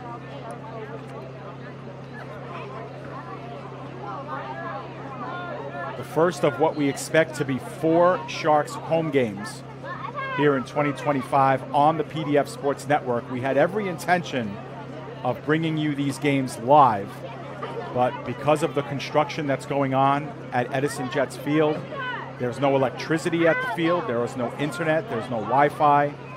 We're lucky enough to be working off of a generator that was provided by Will with the Sharks, and we thank Will a great deal for that. But the power would be too great for us to use our full bevy of laptops and graphics and scoreboard. And we just would have overpowered the generator, and so we can't go live for these games. We have to record them and then bring it into studio like we're doing tonight and do it this way. Not ideal, but proud to bring it to you as Smith is under intense pressure, and he is going to be sacked. A good job all the way back into the end zone. Obviously, forward progress will put him at about the 6 or 7 yard line, but it was Edwin Maloney and Marcus Haskell who finished him off. And Smith was dead to rights, and now we have a 3rd down and long coming up. This ball is going to get spotted, I believe, at the 7. So it'll be 3rd down and 9. And it turned out being a loss of only 1 on the play. Didn't get to that replay in time. So we have a timeout that's called by the Sharks. So while we have this timeout, I want to let you know that this is not the only game that's going on Sunday. In fact, in a couple of hours, 9 hours to be exact, we're going to go right back on the air here at PDF and bring you live coverage of the Veteraliiga, the NFL of Finland. Our game of the week sees the Kuopio Steelers taking on the Seinäjoki Crocodiles, 2 teams that are right at the top of the standings, 2nd and 3rd place, and only 3 weeks left in the regular season. That game will have heavy playoff implications. We go live later on this morning at 10 a.m.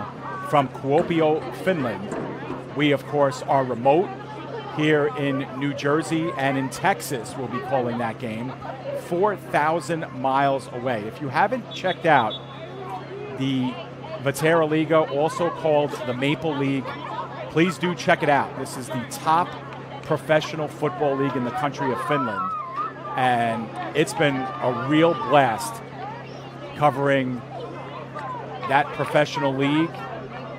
Just so talented, players from NCAA Division I and Division II schools, former guys who've kicked around in NFL training camps, guys who've had NFL careers playing in Finland now and resurrecting their careers. So just great football action overseas in Europe, and just getting started with bringing you those here on the PDF Sports Network. We hope you'll tune in for that one. As we come back, third down and a big 9 yards here. The Sharks buried in their own end, looking to continue. Low snap for Smith. He gets out of trouble at the 5, but it's taken down again at the 6. Another sack for the Bears, and that time it was Frazier again, polishing off Smith. It's a short loss, but a loss all the same, and it's going to bring up a punting situation here from the Sharks. And the Bears, who could not convert on 3rd and 4th and 1 from the 6, are still going to get the ball back here with good field position. Let's take another look at the sack here by Frazier. Frazier's right in the middle of that defensive line right now. And you can see just working, and gets down the ball carrier. So the punt upcoming from Rojas Portilla. He's done a good job punting the football these last couple of weeks that we've seen him, and he's going to need a good one here. The snap is coming from their own 6-yard line, so you have to think the Bears are going to get this back somewhere near the 30, 35, 40-yard line. High snap, taken well, sky-high punt. It is fair caught at the 42-yard line. So, indeed, that's a really good punt. It ends up being a 36-yard punt with no return. So, all net on that one. And I guess if you're the Sharks, you'll take it. The Bears have gorgeous field position here. But still, after being denied the scoreboard on their last drive where they got in close inside the 10-yard line, came up empty, they get another chance to redo it here from the 42. The story of the last drive for the Bears offensively was that the Sharks gave up over 40 yards via penalty on that drive. And it's not a discredit to the Bears. I mean, the Bears are forcing those penalties, so they get full marks. They get a lot of credit for that. But still, the Sharks have had a lot of self-inflicted wounds in this one. See if they can get right here on a short field. 5 wide receivers set for the Bears. No running play, at least not designed on this one. They throw it out into the flat for Easter. Easter bottled up at first and now finished off. Good job by number 29, and then Stamper putting him down for extra measure. A short loss on the play, and it'll be second down upcoming.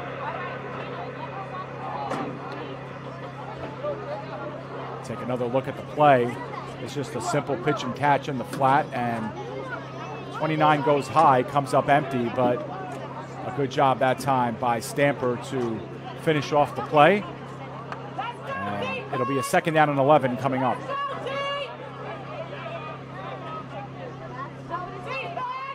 Another 5 wide receivers set here. They empty the backfield. The Bears, very heavy pass offense here today. They haven't run the ball much at all. Rodriguez stepping up in the pocket, firing for the end zone, and that one is well overthrown. I believe it was in the direction of Easter, but not to be. It'll be 3rd and long. Well, I want to see here how these routes materialize. We don't obviously get to see it unfold, but we'll see what's happening here on the bottom of your screen and see why Rodriguez chose that to do. And yeah, it was just a fly route. It looks like he was trying to run a post at first and then kind of topped it out. It turned into a fly route. But that was a good coverage play by the Sharks. They had 2 in the secondary, and they weren't fooled by the wide receivers flattening their routes. Stayed with it. Good safety help, and Third down and 11. This is another big play here. And another 5 wide receiver set for the Bears. Obvious passing down here on third down and 11. Sharks looking to hold again inside their own territory. They only rush the 4. They get moderate pressure and once again going for the home run, and it's just overthrown in the direction of Abalos. Robinson had pretty decent coverage, but that was a pretty good pass too by Rodriguez. Not easy to get it up over that defensive backfield, and he did clear everybody and over the outstretched hand of Abalos. Just a little bit too far, but you know, if he throws this any shorter, it could be intercepted or it's definitely going to be broken up. It's in a really good place. Abalos just couldn't catch up to it. But it's fourth down and 11, and the Bears are going to go.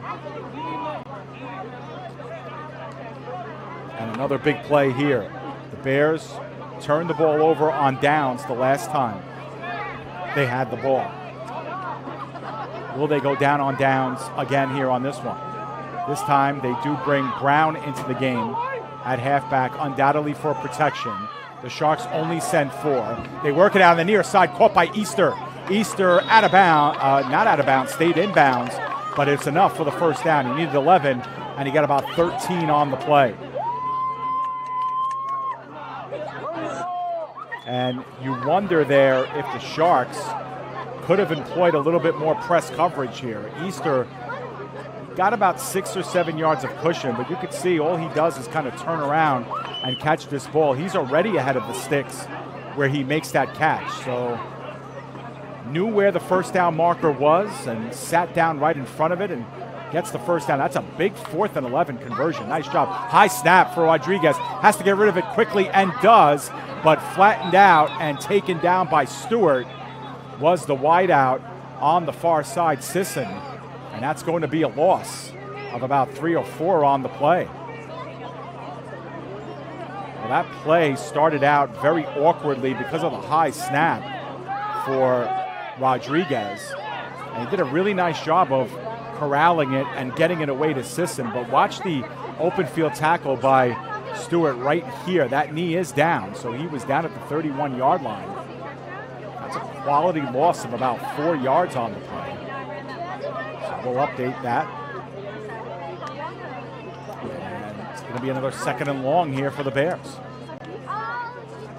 The Sharks are doing a pretty good job defensively here. If they were able to stay away from the penalties on that first drive, they did a nice job. And here they go again. 5 wide receivers in the game. Rodriguez, clean pocket, goes for the touchdown, and that's overthrown in the direction of Petty. Number 29 was there, and Rojas Portilla was there as well. It'll be 3rd down and long.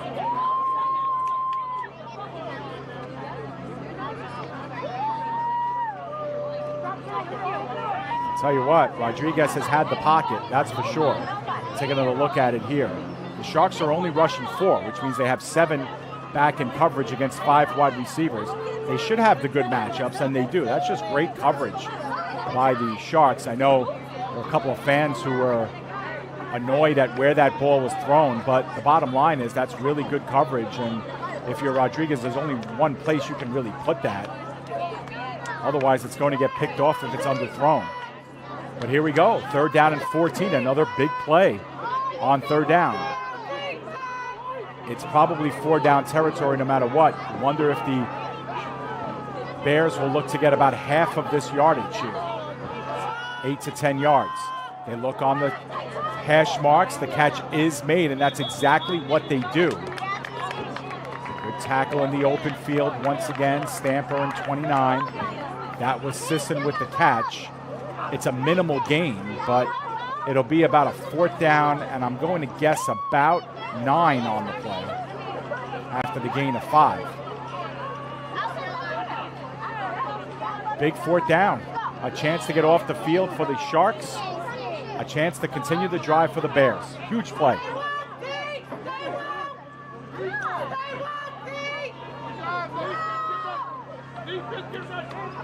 They will go with 5 wide receivers again, as they've done for most of this drive. A lot of options.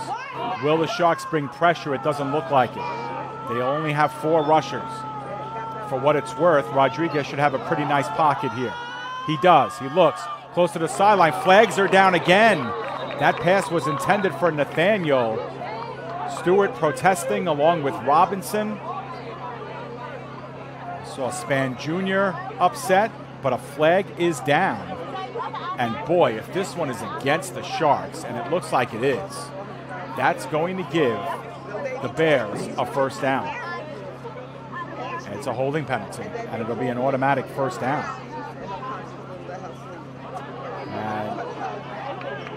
And we don't have the replay of it as far as what went on in the secondary, so we're not going to be able to get you that one. But man, oh man, that really has to hurt the Sharks. They have been moving along. They get a big loss on first down. It's a 3rd down and 14. They only give up 5 yards. It's 4th and 9. And now an automatic first down. Now across the field, it says 4th and 5, but I think this is going to be, I think the officials are interceding and they're going to turn this into a first down. At least that's what they're motioning. We're still in the 3rd quarter. It's been a pretty long quarter here, but both teams have only had the ball once. For the Bears, this is their 2nd offensive drive of the second half. They went out on downs the last time. But they get a fresh set here, just outside the red zone. Brown is back into the game at running back, and we have movement again by the Bears. And that'll back them up 5 yards. That's the 3rd time on this drive, which started at the Sharks' 42, that the Bears have gone backward on first down. They got hit for a 1-yard loss on first down last time, on their first time on this drive. They had a 4-yard loss on first down the last time they had a fresh set of downs, and now they have a 5-yard penalty, which situates them at 1st and 15. And they'll have to work their way out of this hole. 1st and 15 from the 26. So obviously the first down marker is at the 11. Rodriguez, good time, looking for the corner pylon, and Petty was open, but not on the same page. And I don't know if Petty couldn't track that or if he went inside looking for the pass outside. Let's get another look at it. Maybe slow down a bit as well. Make sure not to miss anything, but I'm interested to see where Petty is here. He's at the top of your screen. So take a look at the top of your screen, and wow, he just blows right by his mark, Robinson, and instead of going towards the pylon, there is no pylon there, but instead of going towards the goal line to the sideline, he cuts back inside, and I think that was the reason for the miscommunication. That probably should have been a touchdown. I think they all know it. 2nd down and 15. 5 wide receivers again. 3 on the near side. Sisson comes in motion. Fake jet sweep. Running up into the pocket and getting taken down hard by Bethea was Rodriguez. They battle for the football, but it'll be a sack. A minimal loss on the play of about 3 yards, but still, that's a pretty big loss. And it brings up another huge 3rd down. Let's see this one again in normal speed. Rodriguez, it's only a 4-man rush, and look at Bethea getting home. That's a really nice job by Bethea, James Bethea. Thought he had the ball as well, came up with it, but while they were wrestling on the ground. 3rd down and 18. It could be actually a little bit more. I think we did a good job there, 3rd and 18.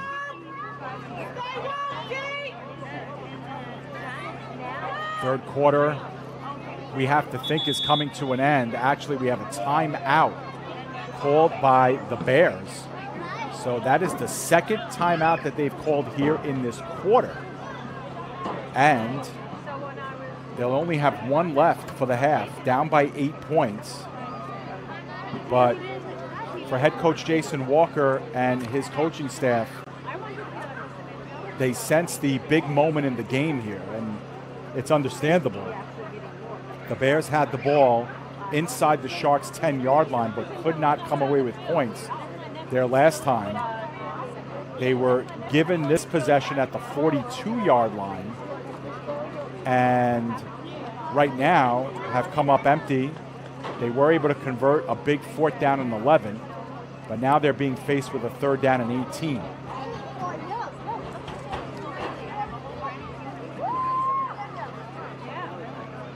Take a long time to discuss. This was one of 2 games in the League of All Leagues this week. The Raiders, the East Penn Raiders, fresh off their first victory of the season, were at the Pharaohs in Brooklyn today. The Pharaohs also 1-1. They had a big win against the Jersey Sharks in week 1, and of course lost last week to the Bears by the lopsided score.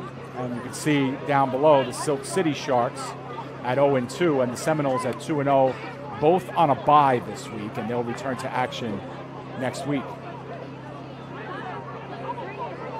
Only 6 teams in the League of All Leagues this season, and we believe all 6 make the playoffs, but positioning and in standings means a lot to all of these teams. 3rd down, 18 yards to go. Running up and throwing one into the zone, incomplete. Only one there was Higgs, who had a shot. And here we go again, 4th down coming up. And that was just an awkward release for Rodriguez on this play. It looked like he was stepping up in the pocket and kind of just lofted it, looking for someone to come under it. And yeah, it was just missed the mark. And Abalos was too high for him. He was the nearest wide receiver in the area. And Higgs had a shot at it. But here we go again. It's still only the 3rd quarter, but the Bears have used 2 timeouts in this quarter, one of them on this drive. And on 4th down and 18, they need a big completion here to continue this drive. Jab Thompson in the backfield, undoubtedly for some more protection. 4 wide receivers, otherwise 3 on the near side. Rodriguez, under some degree of pressure, bounces out. The throw on the run in the end zone, wide open. Touchdown Bears.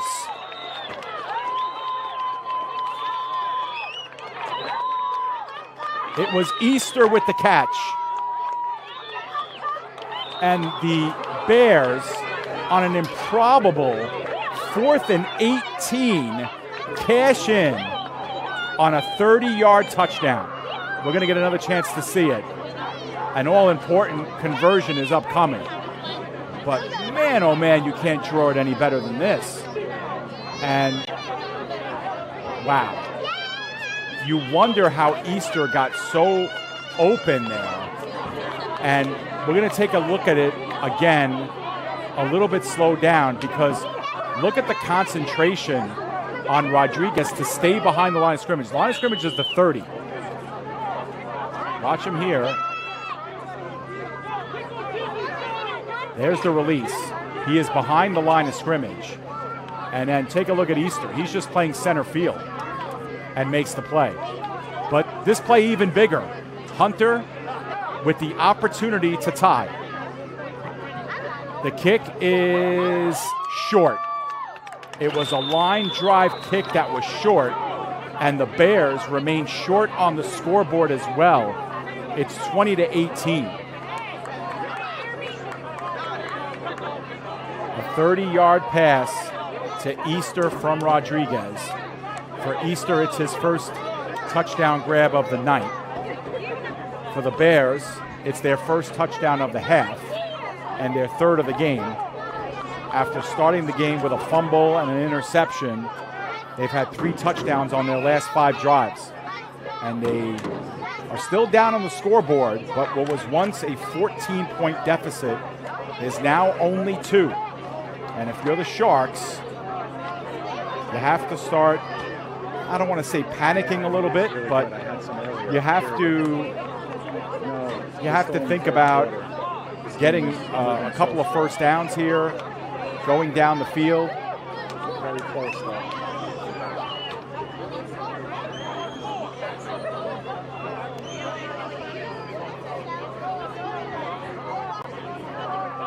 switching field position at least, because the Bears have had excellent field position in this half as well. And Hunter will give this one a ride. Hunter 0 for 3 on extra point attempts, but Bears get a little closer. That one was touched by Stewart, but it is picked up by Fisher, and Fisher gets demolished at the 15-yard line, back up to the 10. And pumped up for the Bears was Joseph Basile. Basile needs to put that helmet back on, otherwise he can get called for a penalty there. But that is the end of the third quarter. So 15 minutes remaining in this one. Jersey at one point was up 20-6. They were up 20-12 at the half and have seen the lead dwindle to 2, but they will have possession to start the fourth quarter of play. Once again, we thank you for watching the Jersey Sharks here on the PDF Sports Network and our YouTube page. Appreciate you being here with us.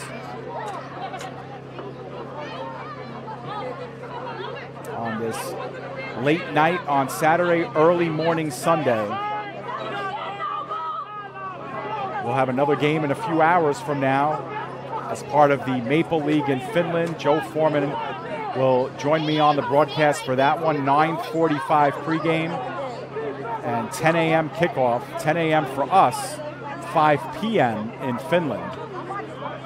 In Europe, that game available on our Boxcast channel. We should mention, for anybody who's interested in working with us at PDF Sports Network, we'd love to have you join us as our partners. We have the ability to put games behind a paywall and, you know, pay-per-view options. We have the ability to geo-block different locations around the world.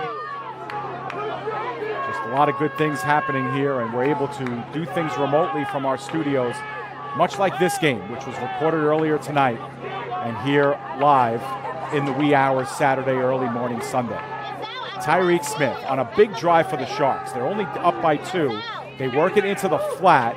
The catch was made by Butler. Minimal gain on the play, but still moves the down marker forward just a little bit, about 3 yards on the play. And we have a flag down against the Bears. So instead of a 2nd down and 7, it'll be a 1st down and 5, as the Sharks will undoubtedly take the result of that. Coming up this summer, we intend to bring you coverage of the Elite Football Alliance, a lot of the local games that are happening. We are the official broadcast network of the Elite Football Alliance, the EFA, year 4 with them, I should say. That give is underneath, and powering forward, I believe, was Jackson. Actually, that was Hemingway again, a gain of about 2 on the play. It'll be 2nd down and 3. We are getting set for year 2 with Old Bridge High School football in Old Bridge, New Jersey. Old Bridge was just electric last year. I mean, that was really fun covering them. They went to the playoffs, Section 3 playoffs last year, so we'll have every game for Old Bridge High School at home and on the road this season. So a little Friday Night Lights action for us, and we're happy to report that we are going to begin our 4th season covering the Rockets Hockey Club junior hockey programs. We got the call just yesterday that we are back for a 4th season with the Rockets Hockey Club. We are covering their NCDC team and their premier team.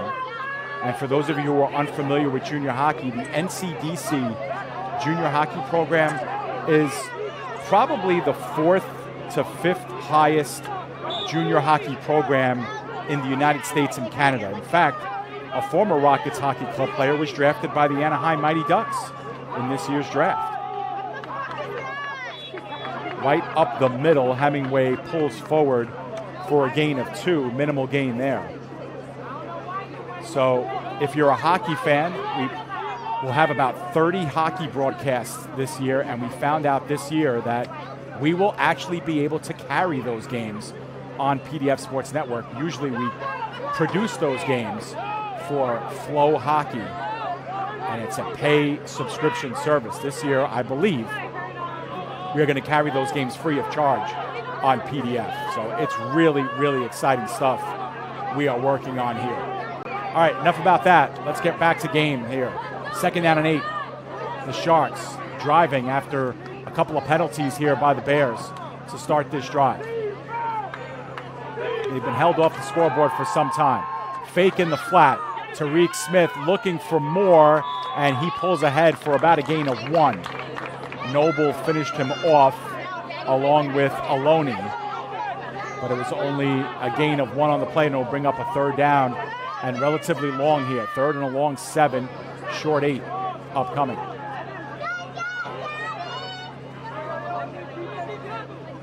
Past the 1 a.m. hour here on this Sunday morning. We're happy that you've joined us. We are in the final quarter between the Jersey Sharks and the New York Bears. The Bears looking to stay undefeated. The Sharks looking to pick up victory number 1 of the season. They have led just about the entire way, but their lead of 14 cut to 2.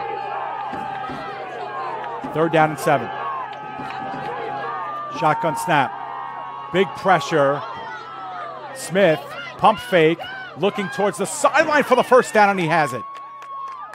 Great, great play, but we do have, I believe, a flag down on this play. Tyreek Noble came up without a helmet, and you wonder if that was the call. I believe it was, and this one's going back.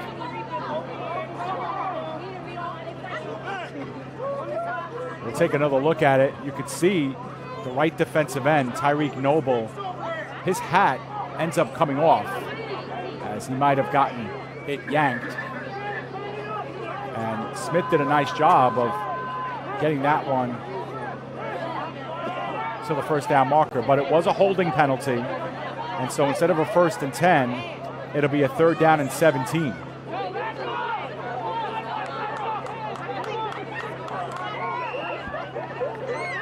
Game that on both sides have been absolutely dominated by penalties. And we will not do the stats, or we will not know the stats for this game until tomorrow. But when we do compute the stats, we will see that there were a lot of penalty yardage in this game. And I believe the Sharks have a lot more of that yardage than the Bears, although the Bears have been hit for a lot of penalties in this game as well. Something else about the PDF Sports Network is that all the games that we produce, we do produce full statistics as well. For those organizations that want them, we do produce the stats as well. So kind of a perk of working with us here at PDF. We're very proud of our partnerships and very proud to offer that service as well.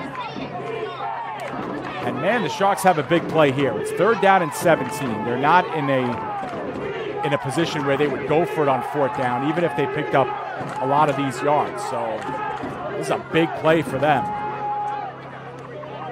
And it looks like the ball's getting moved here. And I think this might be the right move. I think they moved the Sharks back 15 yards instead of 10 yards on the play. And so that's right. Now it's 3rd and 17, which is what we had originally. Here we go. Big play. Crowd fully engaged at this point. Smith, just a 4-man rush, will have the time. Pump fake, revenge, misses Smith. Smith goes deep. It's going to be intercepted by Nathaniel. The 2nd interception by Sadiq Nathaniel in the game. And, you know, it does turn out to be sort of an arm punt when you think about it. And I guess if you're the Sharks, that's not the worst thing in the world, because you basically, that's the equivalent of a 50-yard punt on the next play. But nevertheless, if you're looking for a momentum boost, there's one. The 2nd turnover of the game for the Sharks, who have now matched the Bears' 2 turnovers in this game. And the Bears will take over at their own 25. So my point on that last play was that if that is incomplete, then the Sharks are going to get forced to punt the football. And you'd have to think that they're probably not going to punt it 50 yards down the field. It's probably going to be, a net of 30, 35 if you're lucky. So by throwing an interception there, it's not the worst thing in the world. You basically just switched fields on the Bears. So even though it's a turnover and nobody likes those, it's not the worst thing in the world. But here we go. The Bears down by 2. Mid stages of the fourth quarter have a chance. Empty backfield. Brown was the fake. They go in the near side, and Petty cannot control it. He was working awful quick, flattening that route, and just got his fingertips on it, but couldn't see it through at full speed. It was actually Brown who was in the backfield, and it was the play action that was installed there. There's the fake pass, and good pressure that time by Stamper, but Rodriguez ran right out of it. But that's a play that probably needs to be made by Petty. That's a pretty good throw on the run by Rodriguez. It'll be 2nd down and 10.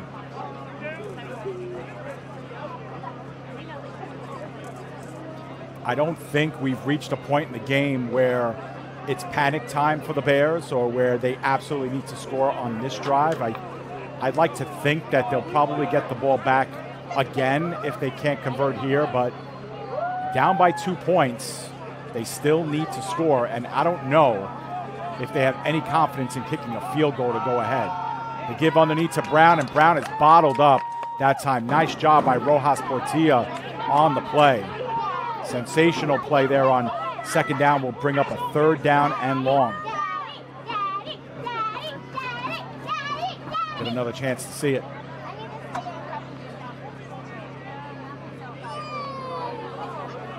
Ends up being a loss of about 3 yards on the play. And so it'll be 3rd down and 13 from the 22.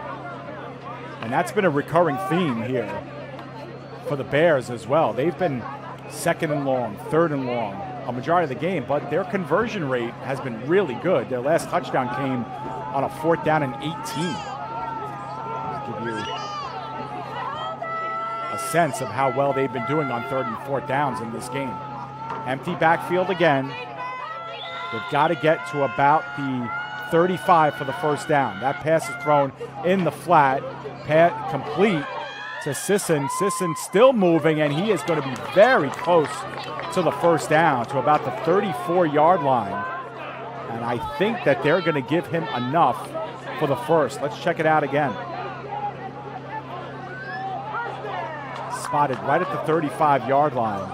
And how about that? On 3rd down and 14, they pick up the 1st down. I think it's a pretty good spot, too. You could make the argument he was just shy of the 35, maybe the length of the football shy, but that ball has been put down right at the 35-yard line, and that was good enough for the 1st. 1st and 10. Pass, 2. But this one could be in the vicinity of holding, and it is. And so instead of 2nd and 10, it'll be 1st down and 20. And the Bears, again, are faced in a 1st and long, 2nd and long, 3rd and long situation. -10 on that play. We are not sure what the schedules are in the LAL past this week, at least the games that we will be covering for the Sharks. Earlier in the season, we had a home game scheduled against the East Penn Raiders and against the Brooklyn Pharaohs. We'll see if those games still remain on the schedule. The give is underneath and powering forward and making guys miss, still on his feet and still making guys miss, close to the 40-yard line, and gets a lot of that yardage back. It'll be 2nd down and 5 on the carry by Joey Ward, who's been very quiet in this game, hasn't had a lot of attempts. We'll get another look at this one and a chance to appreciate this play. This bouncing like a pinball off of some of these tacklers, and it's a really nice job to bring up a 2nd down and 5 coming up after a 1st and 20. It's been a theme for the Bears. We said it before on their last set of downs, just converting 2nd, 3rd, and 4th and long. They had a 2nd and 33 earlier in this game as well, that they ended up scoring a touchdown on that drive. Sharks show blitz, now back off, and the give is underneath. That time not much room to go for Ward, who actually on a second wave or a second rush gets about 2 yards before Reuben Morgan takes him down. And it will be a 3rd down and 3 coming up.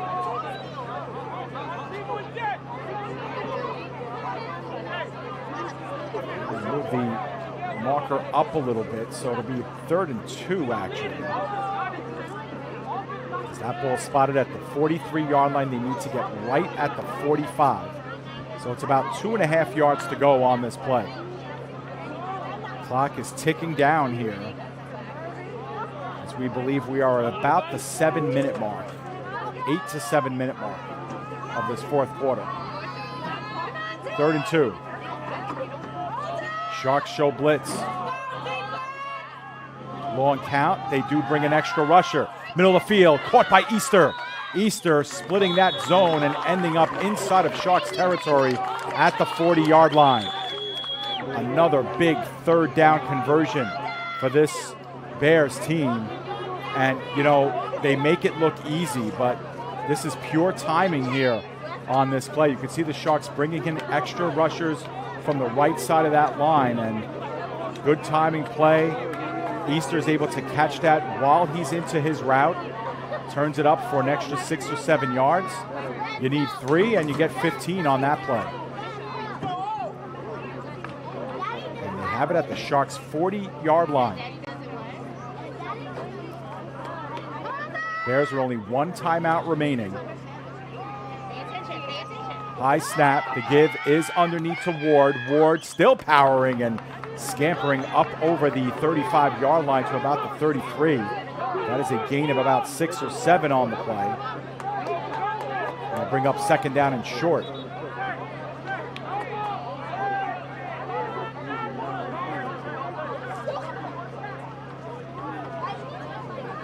Coming up, hurting a little bit on that last play was Kenneth Felder. Felder looks to be okay now that he's back on his own sideline. But that was a good healthy gain of 6 yards on the play. So 2nd down and 4 as we close in into the second half of this 4th quarter. The Bears down by 2, but you can see the momentum and starting to turn. Another rush up the middle. Ward, the ball's out. That's a fumble, and it's pounced on by Easter at the 34-yard line. And they just avoided quite a bit of a disaster on that play. We'll try to get another look at it. We'll see if there was a forced fumble here that we can see. Slow it down a little bit. We do have whistle here. I don't know what for. I'll get you that in a second. But you saw that last play and the strip. Let's take a look at it again. Oh yeah, it was a nice job to pop it out on the big hit, and right place at the right time was Chris Easter to make the fumble recovery after a short loss on the play. Now there was a lot of whistles that just happened, but we've gotten confirmation it was not the 2-minute warning, and we're not quite sure what it was for. There was no timeout call. And it's a 3rd down and a long 4 coming up. Chris Easter is in motion right to left. He ends up in the slot at the top of your screen. Rodriguez looking near side, down the sideline, incomplete. A one-handed attempt that time by Abalos. I think that was Abalos. But it'll be incomplete. It'll bring up 4th down. And here we go again. The Bears in another big 4th down situation. The last time they had a 4th down, was back in the third quarter. It was a 4th down and 18, and Juan Rodriguez threw a 30-yard touchdown strike to Chris Easter. That got them to within 2.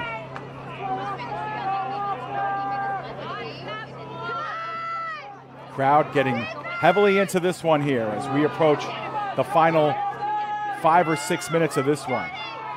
We did get word that there were about 6 minutes to go when those big whistles came up. Rodriguez on 4th down, complete near the sideline. Petty is drawn out of bounds from there, but not before picking up the first down.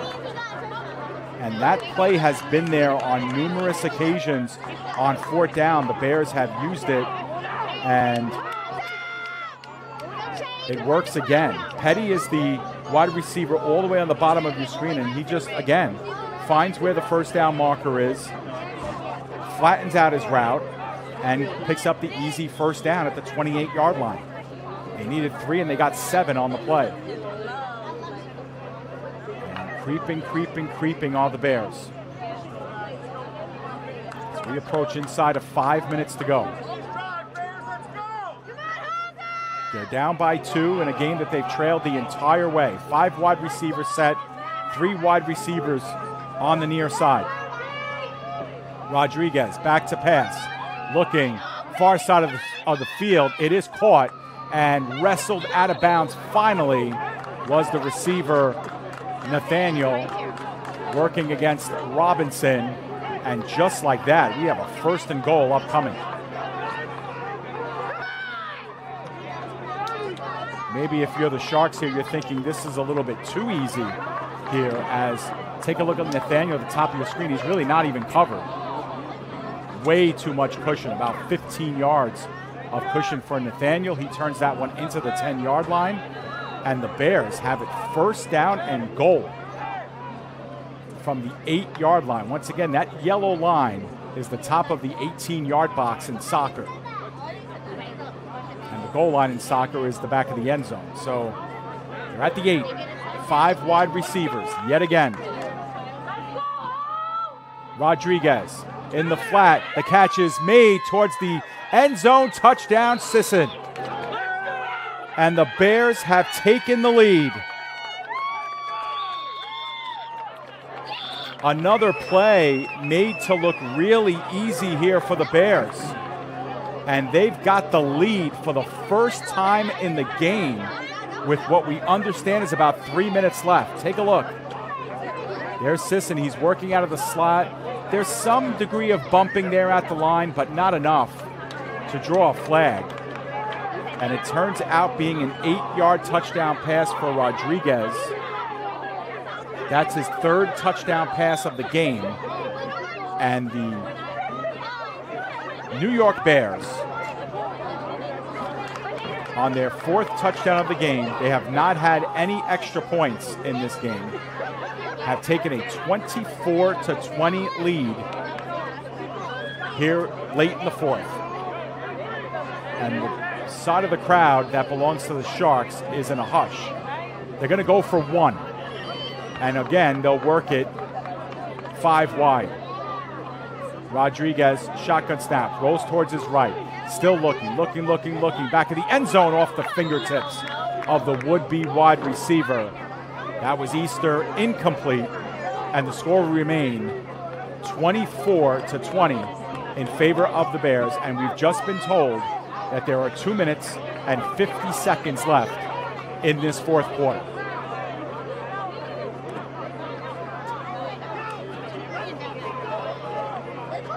Now, the Sharks, with 2 timeouts remaining and 2:50 on the clock, have a world of time left in this game. So that's not really the issue here. The issue is this is a team that was up 20-6 at one point, and now they're down 24-20. So can the Sharks find the magic here and get back into the end zone? They've only had the ball twice in this half. They punted and they threw an interception. That's it. So they're about to only go on their 3rd drive of the half. The Sharks today, touchdown, punt, touchdown, interception, punt, interception. So 3 out of their first 4 drives were touchdowns. 2 out of their last 3 drives have been turnovers. End over and kick by Hunter is fielded at about the 10-yard line by Justin Sanders. Sanders works it up the sideline and is finally taken down just outside the 40. Bodies fly there, but the Sharks, for what it's worth, are going to have pretty good field position to start this drive here in the fourth quarter. This is the second time they've had the ball in the quarter. The first one ended in an interception that we ended up saying was not a bad interception to have, because it ended up being 50 yards down the field on a play where they probably would have punted anyway the next play. But that source of momentum was enough to propel the Bears forward. And the Bears ended up going on a 75-yard drive to score a touchdown, the go-ahead touchdown for now. An 8-yard TD pass from Rodriguez to Sisson. So here we go. The Sharks, maybe with their final attempt of the game. Who knows? There are just under 3 minutes to go in the game. Smith out of the shotgun. Looking near the sideline. He's going to go for the home run. Wide open! Wide open for the touchdown is Sirio. He will walk it in. 59 yards. And the Sharks improbably have gone ahead 26-24 with just over 2 minutes to go. And how do you explain this one if you're the Bears and Sirio is he's just running a fly route right down, and wow, he was just left wide open. I'm not sure if that was man coverage or zone, but there was no safety help on it. And we'll slow it down a little bit. It's hard to see on your screen, but take a look at the corner on this play. Go with the flat route. Look, he goes down low to pick up Ronald Butler, and that leaves Sirio wide open. And Shamar walks it in, 58 yards. And the Sharks are going to go for 2. So this is an interesting decision too, because if the Sharks were to go for 1, they would go up by 3. And let me finish that thought in a second. This is blocked. It's blocked, and Criscuolo lays on it, and it will not be played any further. But I'm kind of doubtful about the decision to go for 2 there. Right? If you're the Sharks and you go for 1 and you get it, then you're up by 3, and the best the Bears can do is try and kick a field goal to tie it, or they're going to need a touchdown to win. If you go for 2 there and miss like they did, now the Bears can tie the game up with a safety. So just in case something goes weird here and you're forced to take a safety for whatever reason, that ties the game. And now the Bears can actually win it with a field goal and not just tie it with a field goal. So obviously hindsight is 20/20. If I were the Bears there, I probably would have went for 1 and tried to punch it in from in close and gone up by 3 and forced the Bears to at least think about the fact that they can only tie with a field goal. And again, the way the Bears have kicked the ball today, I don't think they would kick a field goal to win the game. I think if they had a choice, 1 play, touchdown to win it, or field goal to win it, I think they would go for the touchdown, to be honest. But still, it's worth thinking about, especially if you're going to win the game with it. Doesn't matter now because the Sharks are up by 2. They're going to kick off, and we still do not have the 2-minute warning yet. So that's something to keep in mind as well. That's a huge benefit for the Bears, who only have 1 timeout remaining as well. They'll get the built-in one during the 2-minute warning. End-over-end kick, it's taken at the 10-yard line. Sisson with a lot of speed has done well on these. Past the 40, got decked, but is still on his feet and finally gets taken down at about the 46-yard line. He's done a tremendous job of running back kicks in this game. And the Bears, for what it's worth, we still have not hit the 2-minute warning, and they only have about 54 yards to go for a touchdown. And again, a field goal wins the game.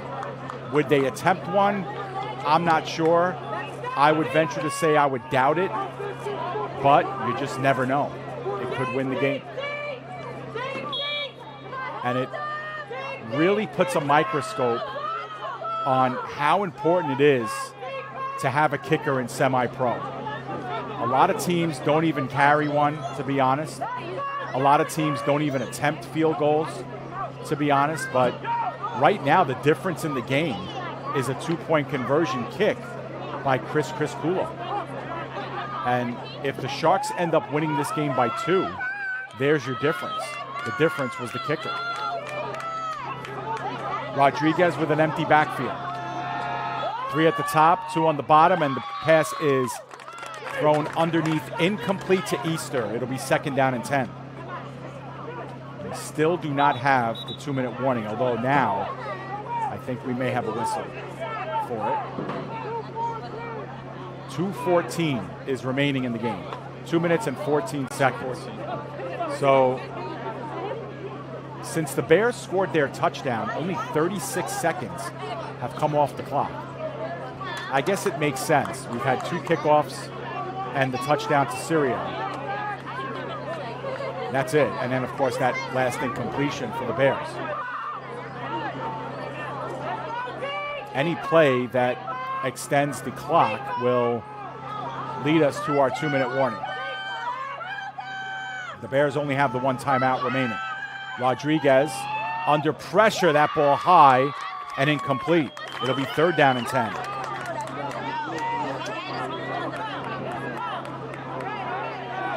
Not quite sure. No, actually, we still have not reached the 2-minute warning as we get another look at this. Trips right side, you can see it on the near side of your screen.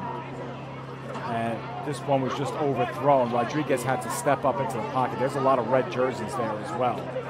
So, kind of a dangerous pass in the middle of some traffic there. And here's a big play for the Bears. I don't think there's any doubt they're going for it on 4th down if it gets to that point. But for now, it's a 3rd down and 10. We still have not hit the 2-minute warning. A couple seconds left before we do hit it. Rodriguez, pump fake, in trouble, and gets taken down. That ball was out as well. It was picked up. Actually, the Sharks might have it here. It was never really possessed, and I think they're going to say this is an incomplete pass. It certainly looked like that was the call here. Incomplete. Let's take a look. Slow down a little bit. You tell me, is this an incomplete pass or a fumble? Oh, that's a fumble.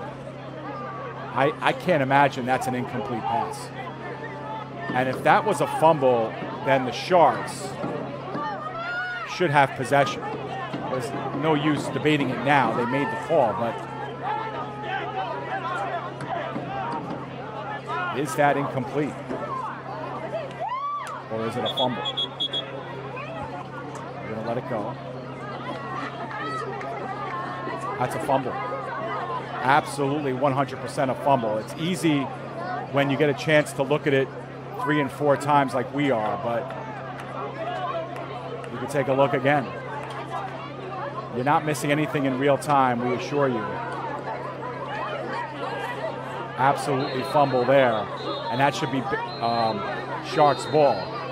So what happened there as far as the calls were concerned is we had a penalty against the Bears for holding that has been declined. So it's going to be 4th down and 10 after the holding call was declined. So it could have been either a 3rd and 20 or a 4th and 10. But the second part of all of that was that instead of it being a 6 or 7 yard loss because of the sack and the fumble, They ruled that an incomplete pass, which was an incorrect call. That should have been a fumble. But again, you can't really blame the officials on the field because they only get one look at it in real time. We had the power of replay. We got to see it 4 and 5 times, and it was pretty clear it was a fumble. But this is a big play right here, 4th and 10. The Bears have been converting these all game long. Still no 2-minute warning. In the middle of the field, that one's incomplete. Incomplete, and the Sharks will take over. And you wonder if that will be enough. That's the 2-minute warning. So the 2-minute warning is in the books. And the Sharks will get possession of the ball, and the Bears, with only one timeout remaining, it could very well be curtains for them in this game. Wow, what a game. The Sharks up by 2. I don't know. Can they take a knee? That's that. We don't know exactly how much time is left. I believe the 2-minute warning is right now. It's either right now or it was on the last play. So let's just say there's a minute and 50 seconds left or a minute and 55 seconds left. Can they take 3 knees here with the Bears still with one timeout? I don't know if they can. So let's see.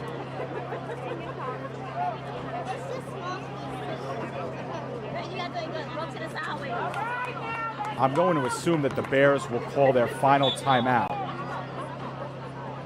right after this play. But Tariq Smith is taking a knee. He's under center. The knee is taken. And we have a timeout called by the Bears, as expected. We expected that. And you figure now with maybe a minute and 50 seconds left, a minute and 45 seconds left, the clock is stopped. And maybe that's what we'll do. Maybe we'll put the clock in now and see. We're going to guess.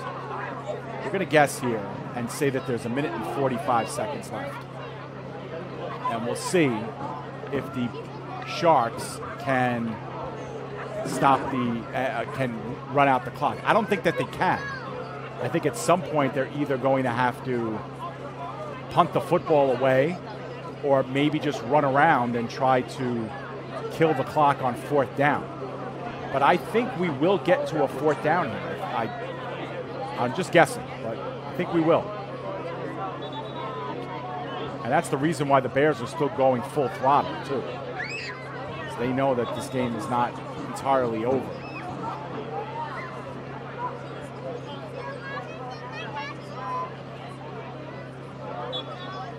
It does look as if the Sharks will take a knee again.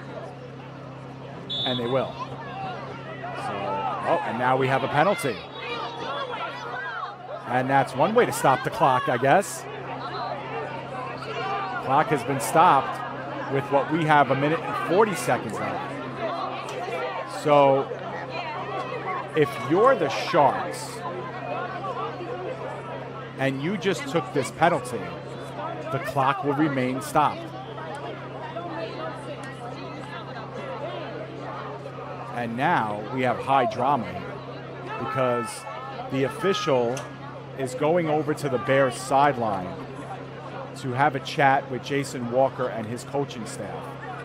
I think now he's going on to the other sideline. Maybe this is a warning for both teams and both benches to say, hey guys, keep the heads cool here, and we don't want to do anything rash or end this game in a negative light. But it looks like it's going to be offsetting fouls. But just keep in mind, folks, the clock has been stopped because of the penalties, and it will not start again until the whistle. So there's still time left here, and it's going to be 3rd down.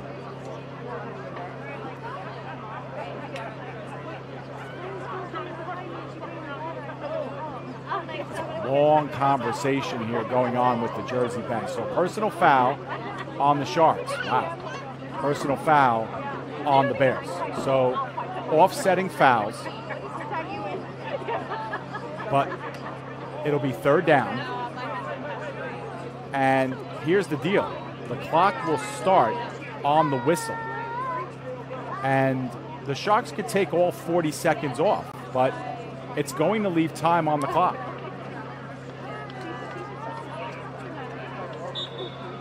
Here we go. That signifies the start. And the team's now just standing around because, again, the Sharks could take the full 40 seconds off the clock here. That'll get us down to about a minute left. And the Sharks will have to run another play.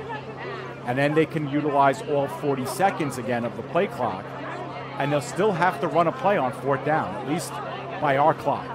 And again, we're not officials, so but we're going to play it out.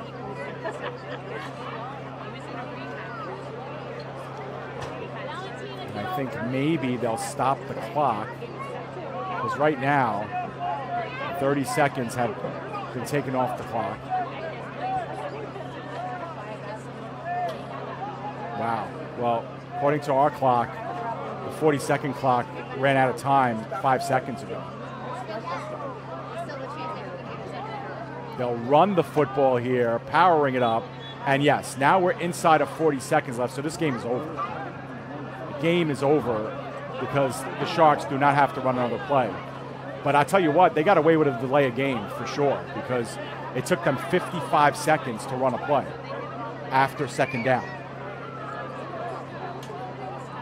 And I don't know. We'll have to see if this game is indeed going to go final or not. Do they have to run another play? I don't think they do. That clock is still winding down, and that's it. So we were off by a few seconds, but that's it. And we have gone final. The Sharks have defeated the Bears 26-24 in a game where they led most of the way, but then gave up the lead in the final 3 minutes, only to come back and score a late touchdown to win it. So the Sharks improve to 1-2. The Bears fall to 2-1. And who knows? We might be seeing a rematch of these two teams later in the season. We might see these two teams again in the playoffs. We just don't know. But that was a great game. And that was typical of an LAL game of the week. And we were proud to bring it to you. Thank you, everyone, for tuning in with us. We appreciate you being with us, hanging out with us till about 2 a.m. here. Thanks for staying on board with us. We look forward to seeing you next time here. This has been Jersey Sharks football, and my name is David Pizzuto. Once again, your final score, Jersey Sharks 26 and the New York Bears 24. Thanks for joining us.